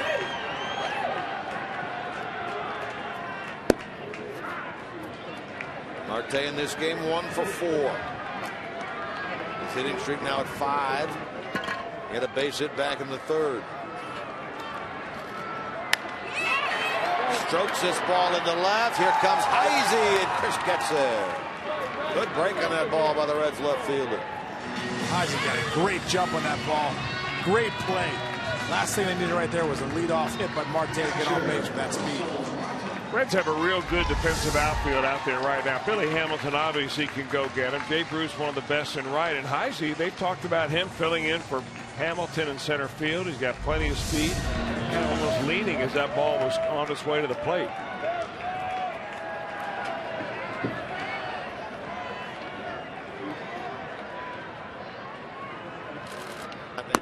Come on, Russ, come on. Come on, Russ.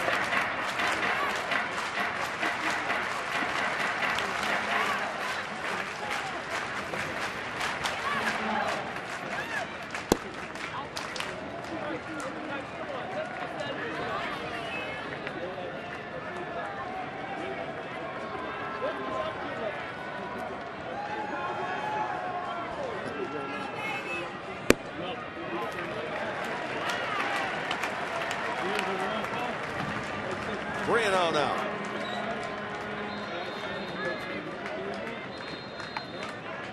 Martin tonight hitting us 0 for 4.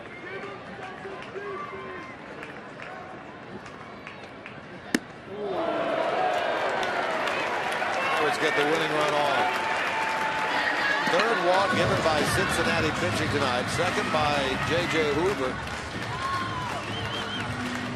Well, you find yourself now in a dangerous situation with the reigning National League MVP Andrew McCutchen at the plate. Here's the home run ball he hit against Manny Parra in the eighth.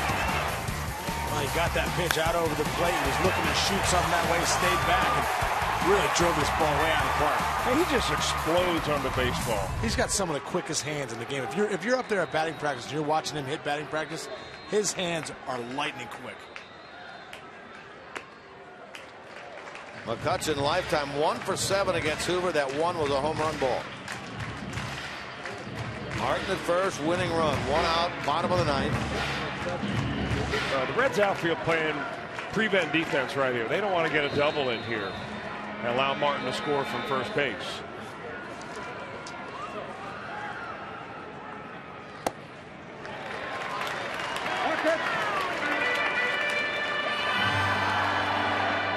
Pirates, of course, played 14 innings yesterday. Reds have not gone into extra innings yet this year. In order to get a win here, they need to do just that.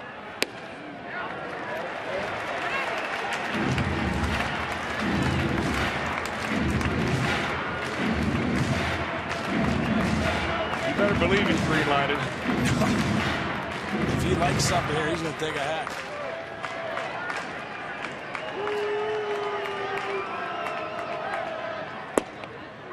I'll tell you what, though, he has as a hitter, if the pitcher's thrown 7 balls in a row, I'm gonna take that back. I'm gonna make him throw me a strike there. But you don't feel any obligation as the MVP to be the guy to drive the run in? No, not at all. Not at all.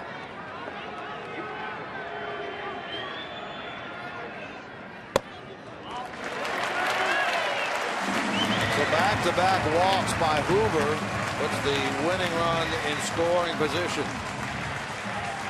So that was a lot easier for the Pirates. They've got to bring the outfield back into normal depth. In fact, you've got to be able to play shallow enough to be able to throw a runner out at home on a base hit, but yet not so shallow that a medium depth fly ball goes over your head. Alvarez this year 3 for 20 with runners in scoring position. In this game, he is singled, doubled, lined out, and grounded out. This is a situation, though, if you're Pedro Alvarez, you got first and second. You know Hoover's a fastball pitcher. If he gets something to hit out over the plate, he's going to be looking sitting dead red right here. He's been looking good at the plate all night long.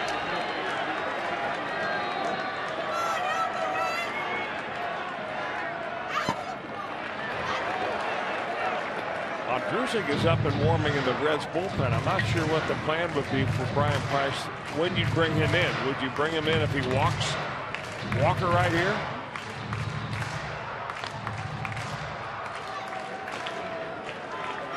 Neil Walker, a switch hitter, on deck.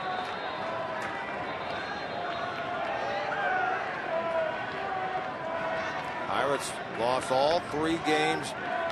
The tail end of that Brewers series after winning the opener. They've lost 5 of 6, 8 of 10, the fall to 8-11 on the year. Reds with their win yesterday won a half game ahead of this Pirate team. Took 2 out of 3 against them at Great American Ballpark last week. This is the first of a 4-game series here in Pittsburgh.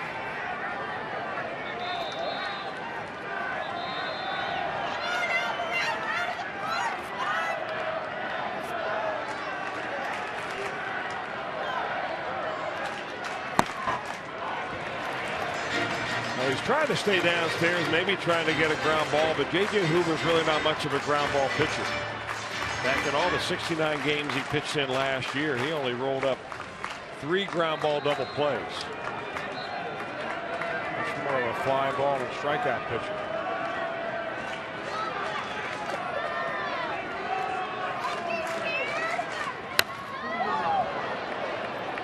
One thing, too, as a hitter right here, if you're Pedro Alvarez, if you stayed on JJ these last couple innings. He's having trouble throwing his breaking stuff for strikes. As a hitter, you start to eliminate and say, okay, if it's soft, I'm going to lay off it. I'm just going to stay hard and look for that fastball out over the plate.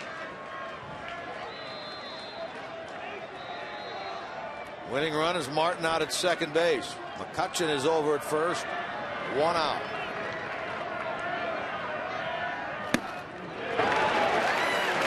Now he's in danger of walking the bases loaded.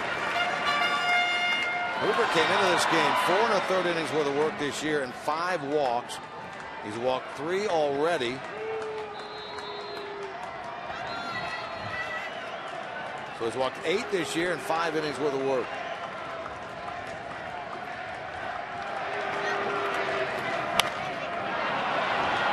You got Alvarez swinging at a ball, and that's going to be an infield fly. And there are 2 out. Alvarez helped the Reds and Hoover right there. Got him to chase right there. 3-2 was sitting dead red. Ball was down and in. Probably ball 4. And Alvarez helped out Hoover big time right there.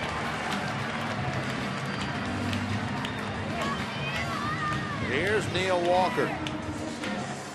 He homered last week at Great American against Hoover. One of the 2 home runs that he hit in that game. In fact, it was his second one. In this game, he's 2 for 3. Been hit by a pitch, but he's hit the ball hard all 3 times up. Hoover an out away from sending this game to extra innings.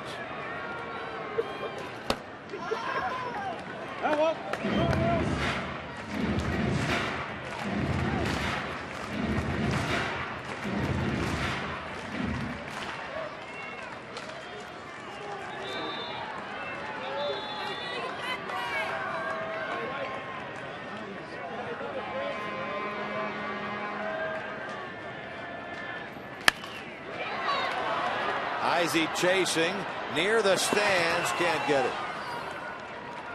There's ahead of Walker, 2 strikes. Walker lifetime 2 for 5 with a home run against Hoover. What are you going with here, Welsh? You got Walker 0-2. You expand the zone. Yeah. I mean, he didn't look nearly as good on that outside fastball that he has on something that he can pull. His home run power is to right field. And you're not worried about the home run. You just don't want the base hit. But I'm expanding the zone outside right here with something hard. I may not throw him a strike on this pitch or the next pitch.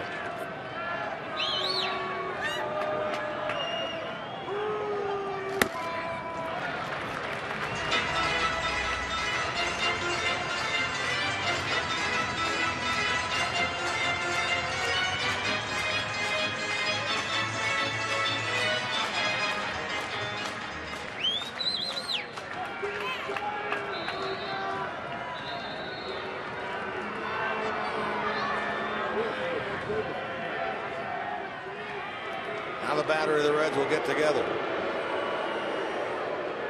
Marte line to left.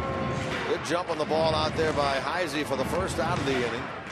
And Hoover walked Martin and McCutchen back to back. Got Alvarez to swing at a pitch that looked to be out of the zone. Popped him up, infield fly. And now he's 1-2 on Neil Walker. Here in the bottom of the 9th of a 5-5 game.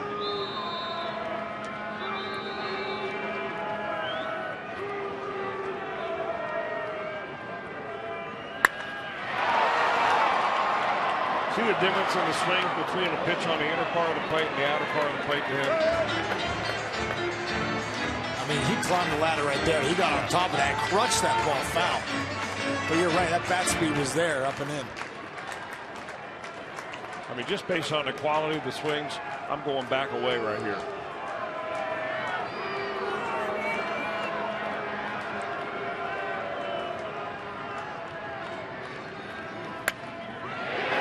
Into right, and Phillips can't get it. Here comes Martin.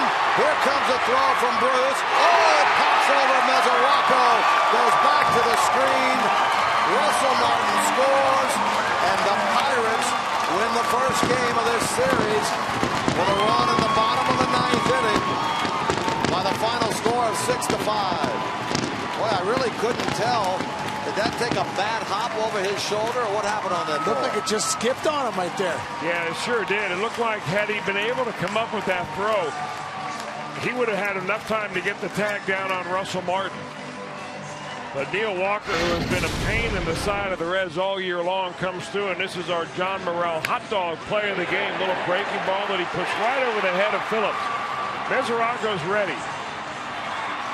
And it just bounces up high. Took a bad hop on him, but nothing he could do about it. No, that's a tough break. There's nothing he could do. It ball kicks up right over his head. Boy, they had him dead to rights at the plate as Martin came in. Look at that. Bad hop over the shoulder of Mesoraco. Russell Martin scores the game winner. Our John Morrell hot dog play of the game gives the Pirates the first game of this series by the final of 6-5. And so these two teams have played 4 times this year.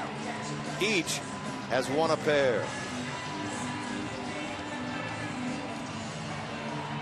Matchup tomorrow night here will be Johnny Cueto for the Reds against Edinson Volquez of the Pirates. That'll be a 7:05 first pitch. Now, Reds Live postgame coming up right after the break. We'll have Jeff Pecoro in the Fox Sports Ohio studio.